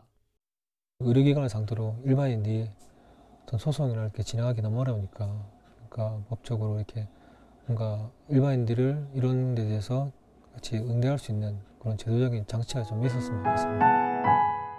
힘든 시간을 견뎌내고 있는 아영이와 가족들. 잠든 아이를 보며 아버지는 1년 전 추억을 떠올려 봅니다. 짧은 기간 동안 봤던 것처럼 같이 이제 눈을 맞추고 울든 웃든 뭔가 부모하고 이렇게 교감할 수 있는 그런 게 조금만 더 생겼으면 좋겠고요. YTN 차상은입니다.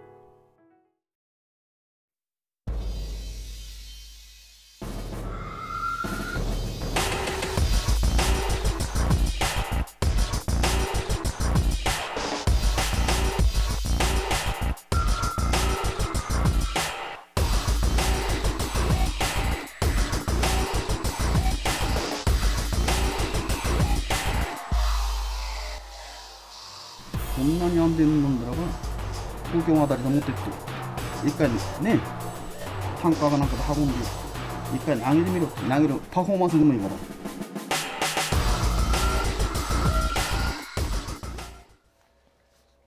일본 정부가 엿새 뒤에 후쿠시마 원전 오염수를 바다에 방류할지를 결정을 하게 됩니다. 사실상 방류를 기정사실로 놓고 후속 조치를 고민하는 모습인데 한중은 물론 일본 내부에서조차 전문가들의 걱정과 반대 목소리가 높습니다. 최경숙 시민방사능감시센터 활동가 연결해서 알아봅니다. 나와 계십니까?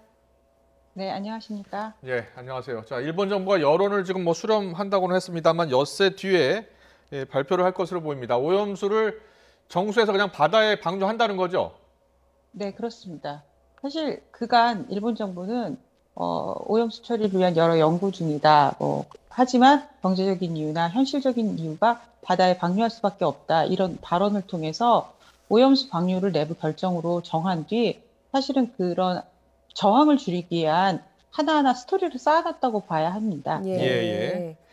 어떤 절차나 스토리를 쌓아갔다는 것으로 봐야 된다 이런 설명을 해주셨는데 네, 지난 9일에 일본 후쿠시마 원전 조사팀이 제1원전에 들어갔던 화면이 공개됐습니다. 그런데 그 화면이 좀 충격적이었습니다. 방사선량 측정기 경보음이 울리고요. 그래서 상당히 위험해 보이는 모습이었거든요. 지금 정확하게요. 일본 정부가 방류하겠다는 오염수가 어떤 겁니까? 그 영상 속에 보시면 그 3호기거든요. 원전이 1호기, 2호기, 3호기가 차례대로 폭발을 했는데 그 영상 속 등장하는 3호기를 보시면 아까 말씀하신 것처럼 굉장한 고농도의 방사능 때문에 100mSv 이상의 방사능이 측정이 됐거든요. 그런 방사성 물질이 물에 고스란히 녹아서 방사능 오염수가 되는 겁니다. 일본 정부는 그런 고농도의 방사성 물질이 녹아내린 오염수를 바다에 방류하겠다는 것이고요. 네. 그대로 방류하겠다는 겁니까? 아니면 뭐 정화를 거쳐서 방류하겠다는 겁니까? 물론 1차 정화를 거쳐서 지금 저장 탱크에 보관 중인데 그 지금 현재 120만 톤의 오염수에는 72% 이상이 기준치 이상의 방사성 물질들이 아직 남아 있거든요. 예. 그러니까 2차 정화 작업을 거쳐서 방사성 물질을 제거한 뒤 버리겠다고 하지만 예. 인본의 연구 결과에서도 또 이번에 발표가 났는데 방사성 물질을 완전히 제거하지 못하는 것으로 드러났습니다. 그럼 완전히 제거되지 않은 네네. 예, 완전히 제거되지 않은 방사성 물질이 그럼 나온다는 거네요. 네, 그렇습니다. 그리고 네. 정화 작업을 거치더라도 삼중수소라는 방사성 물질은 제거할 수 없기 때문에 지금 현재 860조 베크렐이라는 엄청난 고농도의 방사성 물질을 고스란히 버리겠다는 것입니다. 예, 그 방금 말씀하신 정화를 해도 삼중수소라는 그런 물질은 제대로 정화되지 않는다라고 설명을 해주셨는데 이게 왜 위험한 거고 어떤 물질인지 좀 설명을 해주시죠.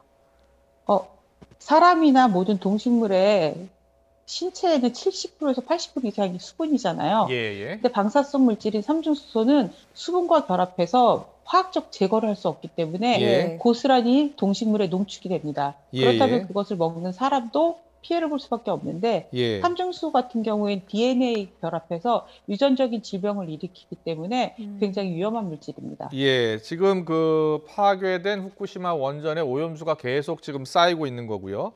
이 오염수를 바다에 방류하는 방법 외에 다른 방법은 없는 겁니까?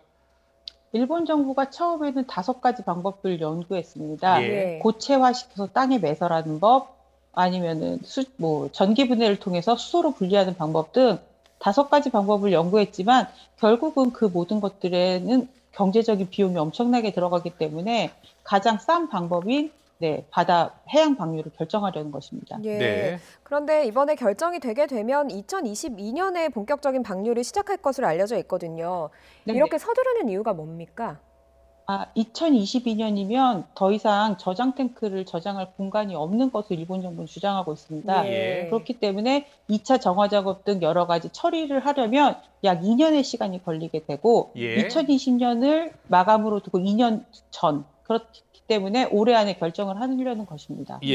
자, 만약에 방류를 하면은 언제쯤 우리나라 해안에 도착하게 되는 겁니까? 지금 이런 자료들이 우리나라 그 연구소에서 연구한 자료가 있으면 참 좋겠지만 그런 자료들이 없고 독일이나 아니면 일본 후쿠시마 대학 등에서 연구한 자료 갖고 저희가 말씀을 드릴 수밖에 없는데 일단 후쿠시마 대학에서 발표한 자료로는 원전 폭발 당시 1년 안에 동해안에 도착한 걸로 돼 있거든요. 방사능 오염수가. 그렇기 때문에 이번에도 버린다면 그 정도 1년 정도 시간 후에는 저희가 우리나라 바다에 영향을 줄 수밖에 없다고 봅니다. 1년 정도 시간 이후에는 우리나라 바다에 영향을 줄 수밖에 없는 상황이다라고. 그리고 또 어떤 연구에서는 한 달 걸린다는 연구도 있었습니다. 한 달이요. 굉장히 빠른 속도네요. 네네. 그러면 이 바다라고 하는 건 전 세계적인 문제이잖아요. 다른 나라에서 어떤 반응을 보이고 있습니까? 지금 일단 중국에서는 굉장히 반대하는 입장을 발표했으나 사실은 이 문제는 인접 국가가 더 많이 반응할 수밖에 없습니다. 태평양을 돌아서 다른 나라에 영향을 끼치려면 적어도 한 7년 이상 걸린다는 연구 보고서가 있기 때문에 다른 나라는 이 문제에 그렇게 민감하게 반응하지 않지만 결국 중국, 우리나라, 대만 인접 국가는 바로 영향을 받을 수밖에 없기 때문에 그 세 나라가 가장 크게 반대하고 있습니다. 그런데 일본 내에서도 지금 반대의 목소리가 높다고 들었거든요. 네네. 지금 어제 그러니까 한 언론의 보도에 따르면 일본 정부가 그 퍼블릭 코멘트라고 해서 국민들의 여론조사를 의견을 받았습니다. 그런데 그 의견서의 70%의 반대 결과가 나온 것으로 어제 보도가 되었고요. 기타 다른 요미우리 신문이나 이런 데서도 거의 50% 이상이 반대하고 있고 특히 후쿠시마현을 포함한 일본 어업협회에서 아주 강하게 반대하고 있습니다. 그렇죠. 그러니까는 그 후쿠시마 원전에서 이 방사능 오염된 오염수를 이렇게 방류를 하면 1차 피해, 가장 먼저 일본 어민들이 큰 피해를 입으니까요. 네네. 어민들은 이번에 오염수를 방류한다면 일본의 어업이 괴멸할 것이다. 이런 정도의 아주 강력한 발언을 하고 있습니다. 예. 네. 우리 정부 차원에서는 어떤 방법을 써서 막아야 될까요? 저는 일단 아까 말씀드린 인접국, 중국, 대만 등이 함께 공조해서 일본 정부를 압박도 하지만 네. 저는 좀 더 굉장히 외교적인 압박이 필요하다고 생각합니다. 예. 특히 지금 현재 후쿠시마현을 포함한 8개의 수산물만 수입 금지하고 있는데 네네. 오염수 방류를 철회하지 않을 경우에는 일본산 수산물을 전면 수입 금지하는 아주 강한 규제가 필요하다고 생각합니다. 예. 네. 외교적으로는 어떤 노력이 지금 당장 필요할까요? 뭐 국제적인 협력 뭐 이런 차원의 노력도 필요할 것 같은데. 일단 소송을 할 수도 있다고 생각을 하고요. 예. 국제적인. 네.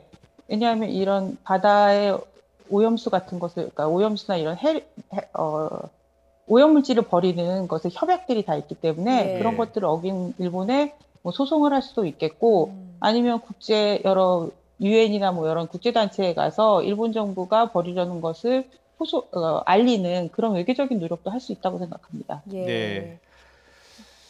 그리고 이 방사능 오염수와 관련해서 만약에 방출한다면 제주도의 경우에는요, 일본 정부를 네. 상대로 민형사상 소송을 하겠다고 밝히고 있어요. 만약에 국제소송전으로 가면 승소할 가능성은 얼마나 있습니까? 그것까지는 승소를 한다 안 한다까지는 제가 답변을 드릴 수는 없는 것 같고요. 예. 다만 일본 정부가 국제적인 압박을 받음으로써 방류를 저지할 수 있는 하나의 수단이 될 수 있다고 생각을 합니다. 네, 늦기 전에 대책을 마련해야 될 것 같습니다. 지금까지 시민방사능감시센터의 최경숙 간사였습니다. 잘 들었습니다. 고맙습니다. 네, 감사합니다. 네, 방금 들어온 소식인데요. 정말 너무나 안타까운 소식입니다. 지난달이었었죠. 인천 화재. 그러니까 어머니가 없는 사이에 집에서 라면을 끓여 먹다가 화상을 입고 의식을 잃었던 형제 2명이 있었습니다. 예. 10살하고 8살이었죠. 형제였습니다. 그 가운데 8살 동생이 조금 전 사망했다는 그런 아주 안타까운 소식이 지금 들어와 있습니다. 네, 9월 14일에 화재 사고가 났으니까요. 오늘이 10월 21일, 한 달이 조금 넘은 기간 동안 아이가 좀 앓다가 지금 사망한 것으로 전해지고 있습니다. 추석 연휴 기간에 좀 의식을 형제가 찾아서 회복하고 있다는 소식이 들어왔었는데요. 호전이 됐다가 오늘 증상이 매우 안 좋아졌고요. 증환자실로 입원을 했다가 오후에 숨졌다는 소식입니다. 네, 온 국민들이 성금을 보내주셨죠. 예. 이 아이들을 빨리 회복하고 정상적으로 학교 다닐 수 있도록 그렇게 바랬었는데, 네, 안타깝습니다. 예. 이 관련 소식은 잠시 뒤 취재기자 연결해서 자세한 소식 전해드리겠습니다. 네, 다음 소식입니다. 코로나19 재확산으로 청년층 일자리가 지금 가장 큰 충격을 받고 있는 것으로 나타났습니다. 자영업자가 많은 도소매와 숙박음식업의 취업자 수도 7년 6개월 만에 최저치를 기록했습니다. 정부와 여당은 일자리 회복에 총력을 기울이기로 했습니다. 오인석 기자입니다. 코로나19 재확산 여파로 지난달 청년층 일자리는 50만 개가 사라졌습니다. 15세에서 29세 취업자는 21만 8천 명, 30대는 28만 4천 명이 감소했습니다. 40대와 50대를 합친 중장년층의 취업자 감소와 비교해도 20만 명 가까이 일자리가 더 줄었습니다. 통계청은 코로나가 재확산하면서 숙박 음식점업과 교육 서비스업 등 대면 서비스 업종이 특히 타격을 받았는데 이 업종들의 청년층이 주로 일하기 때문이라고 설명했습니다. 지난달 취업자 감소폭은 숙박 음식점업과 도소매업, 교육 서비스 업종에서 두드러졌습니다. 청년층은 상대적으로 안정적인 상용직 취업에서도 줄었습니다. 15세에서 29세는 한 해 전보다 5만 3천 명, 30대는 20만 2천 명의 상용직 일자리가 감소했습니다. 자영업자의 고용 충격도 컸습니다. 자영업자가 많은 도소매, 숙박 음식 업종의 지난달 취업자 수는 한 해 전보다 43만 명 이상 줄어들며 7년 6개월 만에 최저치를 기록했습니다. 사회적 거리두기 강화로 영업을 중단하거나 정해진 시간에만 영업하다 보니 타격이 심했던 것으로 풀이됩니다.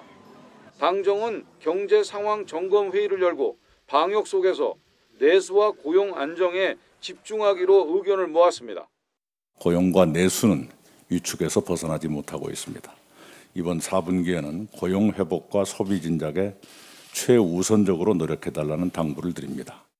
고용 측면에서 4차 추경에 반영된 긴급 고용안전 패키지 지원을 마무리하고 30여만 개의 4, 4분기 채용계획 일자리를 신속히 추진하는 등 고용의 유지와 일자리 창출에 속도를 더해 나가겠습니다. 국책연구기관인 한국개발연구원은 자영업자와 임시일용직 등 취약계층의 재정을 지원해 소득 감소를 보조하는 데 집중할 필요가 있다고 권고했습니다. YTN 오인석입니다. 서울 아파트 가격이 잠시 숨고르기에 들어가면서 최근까지 치솟던 매매가가 보합세를 유지하고 있습니다. 하지만 오랜 기간 상승이 이어지다 보니 더 오를 거라는 전망에다 지금 사지 못하면 앞으로 내 집 마련이 어려울 거라는 젊은 세대의 불안감이 커지면서 이른바 2030의 매수세가 역대 최고를 기록했습니다. 김현우 기자입니다. 지난주 서울 강남구의 아파트값 변동률은 마이너스 0.01%, 18주 만에 하락 전환했습니다. 하지만 강남 이외 지역의 소형 평수를 중심으로 이른바 가격 키 맞추기가 계속되고 있습니다. 이 때문에 서울 지역 전체 아파트 가격 상승률은 8주 연속 0.01% 수준을 유지하고 있습니다. 초강력 대출 규제와 세금 인상, 여기에다 자금 출처 조사까지 정부가 투기 수요에 대한 전방위 압박에 나섰지만 서울 아파트 값은 관망세일 뿐 하락장으로 판단하긴 이른 감이 있습니다. 더 오를 거란 불안 심리는 30대는 물론 20대 이하까지 자극하고 있습니다. 지난달 서울 아파트의 30대 거래량은 전체 37%로 역대 최고 수준을 기록했습니다. 20대 이하의 매수세도 강해져 지난달 거래된 서울 아파트 매매 10건 가운데 4건 이상을 2030이 사들인 셈입니다. 이런 사자 행렬은 최근 매물 부족에다 가격이 치솟고 있는 전세 시장의 영향도 큽니다. 지금 전세 시세가 너무 많이 올라서 전세를 다시 사는 거 포기하고 지금 살고 있는 지역이 아니라 서울 외곽이나 경기도 쪽으로 매매를 알아보고 있습니다. 3기 신도시 등의 청약 일정이 공개됐지만 내 집 마련에 대한 불안감을 잠재우긴 역부족이란 평가가 나오는 이유입니다. 본격적인 하락세로 이어지지 않고 수요자들이 여전히 추가 상승의 기대를 가지고 시장에서 머물고 있기 때문에 당분간 자금과 저금리 효과로 인해서 가격 하락세가 나타나기는 쉽지 않을 것으로 보입니다. 최근 들어 서울과 수도권에 신규 아파트 공급 물량이 줄고 있고 청약 대기 수요는 늘고 있어 부동산 시장은 관망세 속에 가격 불안이 이어질 전망입니다. YTN 김현우입니다. 네, 앞서 뉴스 속보로 전해드렸는데요. 엄마가 집을 비운 사이에 라면을 끓여 먹다가 화재가 발생해서 중상을 입었었죠. 이 초등학생 형제 치료를 받았는데 동생이 안타깝게도 조금 전 숨졌다는 소식입니다. 네, 최근 의식을 되찾아서 일반 병실로 옮겨졌는데 오늘 상태가 급격히 악화된 것으로 알려졌습니다. 취재기자 연결해서 알아봅니다. 안윤학 기자. 네, 사이부입니다. 네, 정말 안타까운 소식입니다. 전해주시죠. 네, 지난달 14일이죠. 인천 미추홀구 한 빌라에서 라면으로 끼니를 때우다 난 것으로 추정되는 화재로 10살, 8살 형제가 화상을 입고 병원 치료를 받아왔습니다. 최근 다소 호전돼 일반 병실에 있었는데 오늘 8살 동생이 급격하게 상태가 악화돼 끝내 숨졌습니다. 숨진 시각은 오후 3, 4시쯤, 사고가 발생한 지 한 달여 만입니다. 경찰과 미추홀구 관계자 등에 따르면 동생은 튜브를 빼고도 식사를 하고 휴대전화를 들여다볼 수 있을 만큼 호전됐습니다. 하지만 어제 오후부터 호흡곤란과 구토 증세를 호소하는 등 상태가 갑자기 안 좋아져 다시 중환자실로 옮겨진 것으로 전해졌습니다. 전신에 1도 화상을 입은 동생은 지난달 추석 연휴 기간 형과 함께 의식을 완전히 되찾아 중환자실에서 일반 병실로 옮겨졌습니다. 형은 온몸의 40%의 3도 화상을 입어 2차례 피부 이식 수술을 받았고 휴대전화로 원격 수업을 가끔 들을 만큼 건강이 호전된 것으로 알려졌습니다. 앞서 이들 형제는 지난달 14일 오전 인천 미추홀구 빌라 2층 집에서 일어난 화재로 중화상을 입었습니다. 이들은 코로나19 재확산 여파로 등교하지 않고 비대면 수업을 하는 중 어머니가 외출하고 없는 상황에서 스스로 끼니를 해결하다 변을 당했습니다. 정확한 숨진 원인이 공개되면 다시 한번 알려드리겠습니다. 지금까지 사회부에서 YTN 안윤학입니다.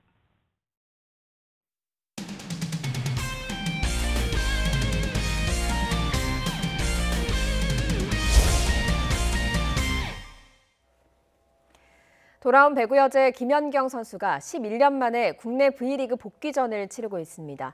지난달 열린 컵대회에서는 GS칼텍스의 뜻밖의 완패를 당해서 자존심을 구겼는데요. 바로 그 GS칼텍스를 상대로 서력전을 하고 있습니다. 현장 연결합니다. 양시찬 기자. 네, 서울 장충체육관입니다. 네, 김연경 선수 오늘 11년 6개월 만에 V리그 복귀전입니다. 현장 분위기 전해주시죠. 네, 제 뒤로 지금 경기가 진행되고 있습니다. 김연경 선수의 V리그 복귀전이 열리는 이곳 서울 장충체육관은 어느 때보다 취재의 열기가 뜨겁습니다. 80여 명 가까운 취재진이 이곳 장충체육관으로 몰려들었는데요. 김연경 선수 준비 운동부터 동작 하나하나에 집중하는 모습이었습니다. 워낙 많은 취재진이 몰린 탓에 경기 전 인터뷰도 기자회견실이 아닌 관중석에서 마이크를 들고 진행했을 정도였습니다. 김연경의 컨디션은 비교적 좋아 보였고요. 코로나19로 인해 경기가 무관중으로 진행되는 게 다소 아쉬운 대목입니다. 대신 경기장엔 큰 랜선 응원 모니터가 설치됐는데요. 비록 직접 관전하진 못했지만 배구 팬들은 각자의 장소에서 열렬한 응원을 보냈습니다. 김연경의 V리그 복귀는 지난 2008-2009 시즌 챔피언 결정전 이후 11년 6개월 4,211일 만입니다.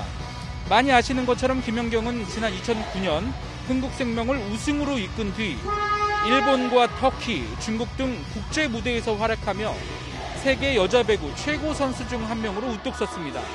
내년 도쿄올림픽을 앞둔 올 시즌 전격적으로 국내 무대로 컴백했고요. 지난달 코보컵 대회에서 예열을 마친 뒤 오늘 V리그 첫 경기에 나섰습니다. 네, 경기 결과도 궁금해지는데요. 오늘 맞붙은 GS칼텍스가 지난달 코보컵에서 흥국생명에 완패를 안긴 팀이라고요. 네, 그렇습니다. 김연경과 GS칼텍스의 인연은 굉장히 질깁니다. 바로 김연경이 11년 전 국내 무대의 마지막 경기 상대가 바로 GS칼텍스였거든요. 당시에는 김연경이 마지막 우승 스파이크를 꽂아 넣고 흥국생명에 우승컵을 안겼습니다. 하지만 지난달 5일 코보컵에서는 이 GS칼텍스에 뜻밖의 3대0 완패를 당했습니다. 이 때문에 오늘 경기가 김연경과 흥국생명 입장에서는 서력전이 되겠습니다. 경기는 말 그대로 초접전이 펼쳐지고 있습니다. 1세트, 2세트, 지금 3세트가 진행되고 있는데 매 세트 듀스 접전입니다. 1세트부터 김연경은 예리한 서브 에이스로 세트 포인트를 올리는 노련함을 보여줬는데요. 1세트와 2세트는 흥국생명이 가져갔고 지금 3세트는 또 역시 듀스 접전을 펼치고 있습니다. 경기 내용은 경기가 끝나는 대로 이어지는 뉴스에서 다시 전해드리겠습니다. 지금까지 서울 장충체육관에서 YTN 양시창입니다. 프로야구 정규리그가 막바지로 치닫고 있습니다. NC가 오늘 창단 후 첫 정규리그 우승 확전에 도전합니다. 취재기자 연결합니다. 허재원 기자. 네, 스포츠부입니다. 네, NC가 지금 정규리그 우승 매직 넘버가 1이죠. 오늘 이기면 자력으로 우승을 확정하게 되겠군요. 네, 그렇습니다. NC는 올 시즌 내내 선두 자리를 굳건히 지켜왔는데요. 지금까지 81승 4무 52패, 승률 6할 9리로 정규리그 우승 확정을 위한 매직 넘버 2를 남겨둔 상황입니다. 잠시 뒤인 6시 30분부터 광주에서 기아와 경기를 앞두고 있는데요. 이 경기에서 이기면 다른 경기 결과에 상관없이 무조건 정규리그 우승을 확정하게 됩니다. 만약 오늘 NC가 기아에 지더라도 수원에서 KT가 삼성에 지게 되면 NC의 우승이 확정됩니다. NC는 2011년 프로야구 9번째 구단으로 창단해 올해로 10년째를 맞습니다. 창단 10년 만에 정규리그 정상에서는 영광을 눈앞에 두고 있습니다. 특히 최하위로 추락하며 전임 김경문 감독이 사퇴했던 재작년 이후 2년 만에 빠르게 팀을 재정비하면서 명문팀의 입지를 다지게 됐습니다. NC는 우승 장면을 지켜보기 위해 김택진 구단주까지 광주를 찾았다고 하는데요. 양팀의 선발 투수는 NC가 21살의 신예 신민혁, 기아는 베테랑 임기영을 예고했습니다. 네, NC는 한국 시리즈 직행을 눈앞에 둔 반면 2위부터 5위까지의 순위 싸움은 아직도 치열하죠. 네, 어제 2위 경쟁을 펼치던 LG가 KT에 이기면서 LG가 유리한 고지를 점했습니다. LG가 3위 키움과의 승차를 한 경기로 벌렸고 KT와 두산, 키움, 이 세 팀은 반경기차의 대접전을 펼치고 있는데요. LG가 남은 4경기에서 2승을 거둔다면 두산이 5승 1패, KT는 6승 1패 이상을 거둬야 LG를 넘어설 수 있습니다. 현재 3위인 키움은 2경기밖에 남지 않아서 다른 팀에 비해 많이 불리한 상황입니다. 이 4팀 중 오늘은 KT만 수원홈에서 삼성과 경기가 있는데요. 내일은 두산과 KT, 모레는 두산과 키움의 맞대결이 예정돼 있기 때문에 이 경기 결과에 따라 2위부터 5위까지의 윤곽이 드러날 전망입니다.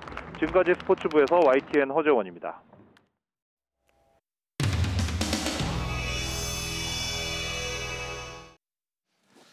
지사님, 송사에서 벗어나서 후련하시죠?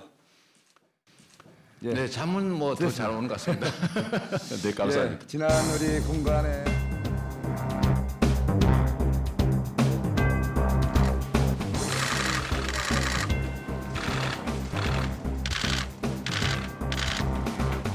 하고 있으며 노선 입찰제를 기반으로 하는 경기도 공공버스 법인카드 내역하고 비서실 크기 변동과 관련해서 자료를 제출해 주시기 바랍니다. 네, 그거는 저희가 검토 한번 해보도록 하겠습니다. 네네. 네, 그건 자치사무에 관한 것이고 지나치게 지방 정부들의 자치사무에 깊이 관여하시는 측면이 있어서 지사님 이 부분에 대해서는 확실하게 짚고 넘어야 될 것 같은데요. 네. 아버지 없는 아들이 있나요? 국가가 없는 지방자치단체가 어디 공가를 있습니까? 하면 지사님께서 이 자리에서 말씀하실 게 아니라고 생각합니다. 언제부터 지방자치단체가 우리 헌법에 지방자치제도라고 하는 것을 규정하고 있습니다. 국정감사에 관한 법률에 보면 정부로부터 지원받는 사무에 대해서 감사하라고 명시되어 있습니다. 그러나 지금까지 관행적으로 아주 오랜 시간 검토해 보겠습니다. 지방사무 구분되는 걸 모르는 사람이 어디 있습니까? 아니, 저 국회에서는 국가 위임 사무와 재정이 지원되는 사무만 하라고 법에 규정되어 있습니다. 법대로 해야지요. 진도 나갑시다. 반갑습니다. 네. 시종일관 여유로우시고 또 당당한 모습 역시 소문대로 지사님 홍보 예산은 묶어놓고 다른 예산만 올릴 수 홍보 예산에 대해서 야당 의원 지적에 일배 수준의 조작과 선동 이러니 국민의 짐 그런 말씀하셨죠. 네. 두 배를 제1야당의 당명의 국민의 짐이 뭡니까? 아니, 그런 얘기를 들을 정도로 하시면 안 된다 이런 충고를 드린 거예요. 지사님이 국회에 충고를 할 수준이 됩니까? 그 위치가 됩니까? 제가 수준이 되는지 안 되는지 모르겠지만 저도 국민이 한 사람이어서요 충분히 말할 수 있다고 생각합니다. 제1야당에 대한 예의를 지키라는 이야기입니다. 저는 충분히 지켰다고 생각합니다. 국민의 짐이라고 표현하는 게 그게 예의를 지킨 겁니까? 아니, 그런 얘기를 들을 수 있으니 조심하시라 이렇게 얘기한 거예요. 아니, 그런 궤변을 계속 늘어놓을 겁니까? 저는 궤변이라고 생각하지 않습니다. 큰 일을 하실 분이고 큰 뜻을 가지신 분이라면은 전체 국민을 생각하고 저도 평소에 그러려고 노력합니다. 그런데 최소한 도정을 비판하시려면 합리적 근거를 가지고 해야지.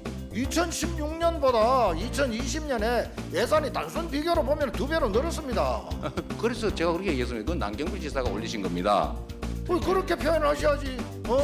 당명을 가지고 국민의 짐이라고 그런 표현을 쓸 수 있습니까? 당명을 가지고 국민의 짐이라고 그런 표현을 쓸 수 있습니까? 국민의 짐 진짜 안 되기를 바랍니다. 지사님 참 대단하시네. 예? 오늘 동풍이 불면서 미세먼지 상황이 잠시 호전됐습니다. 하지만 내일 다시 미세먼지가 기승을 부리겠는데요.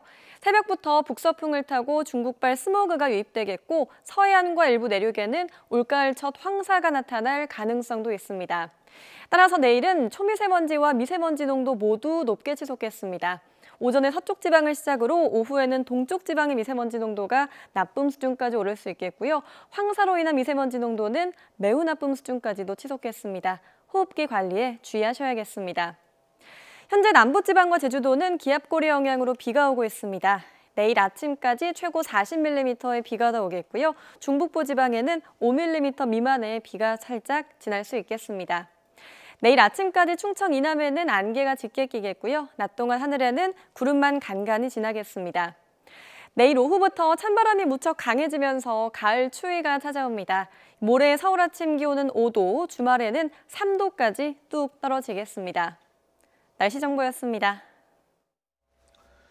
이어서 저녁 종합 뉴스 이브닝 뉴스가 방송됩니다. 시청해주신 여러분 고맙습니다.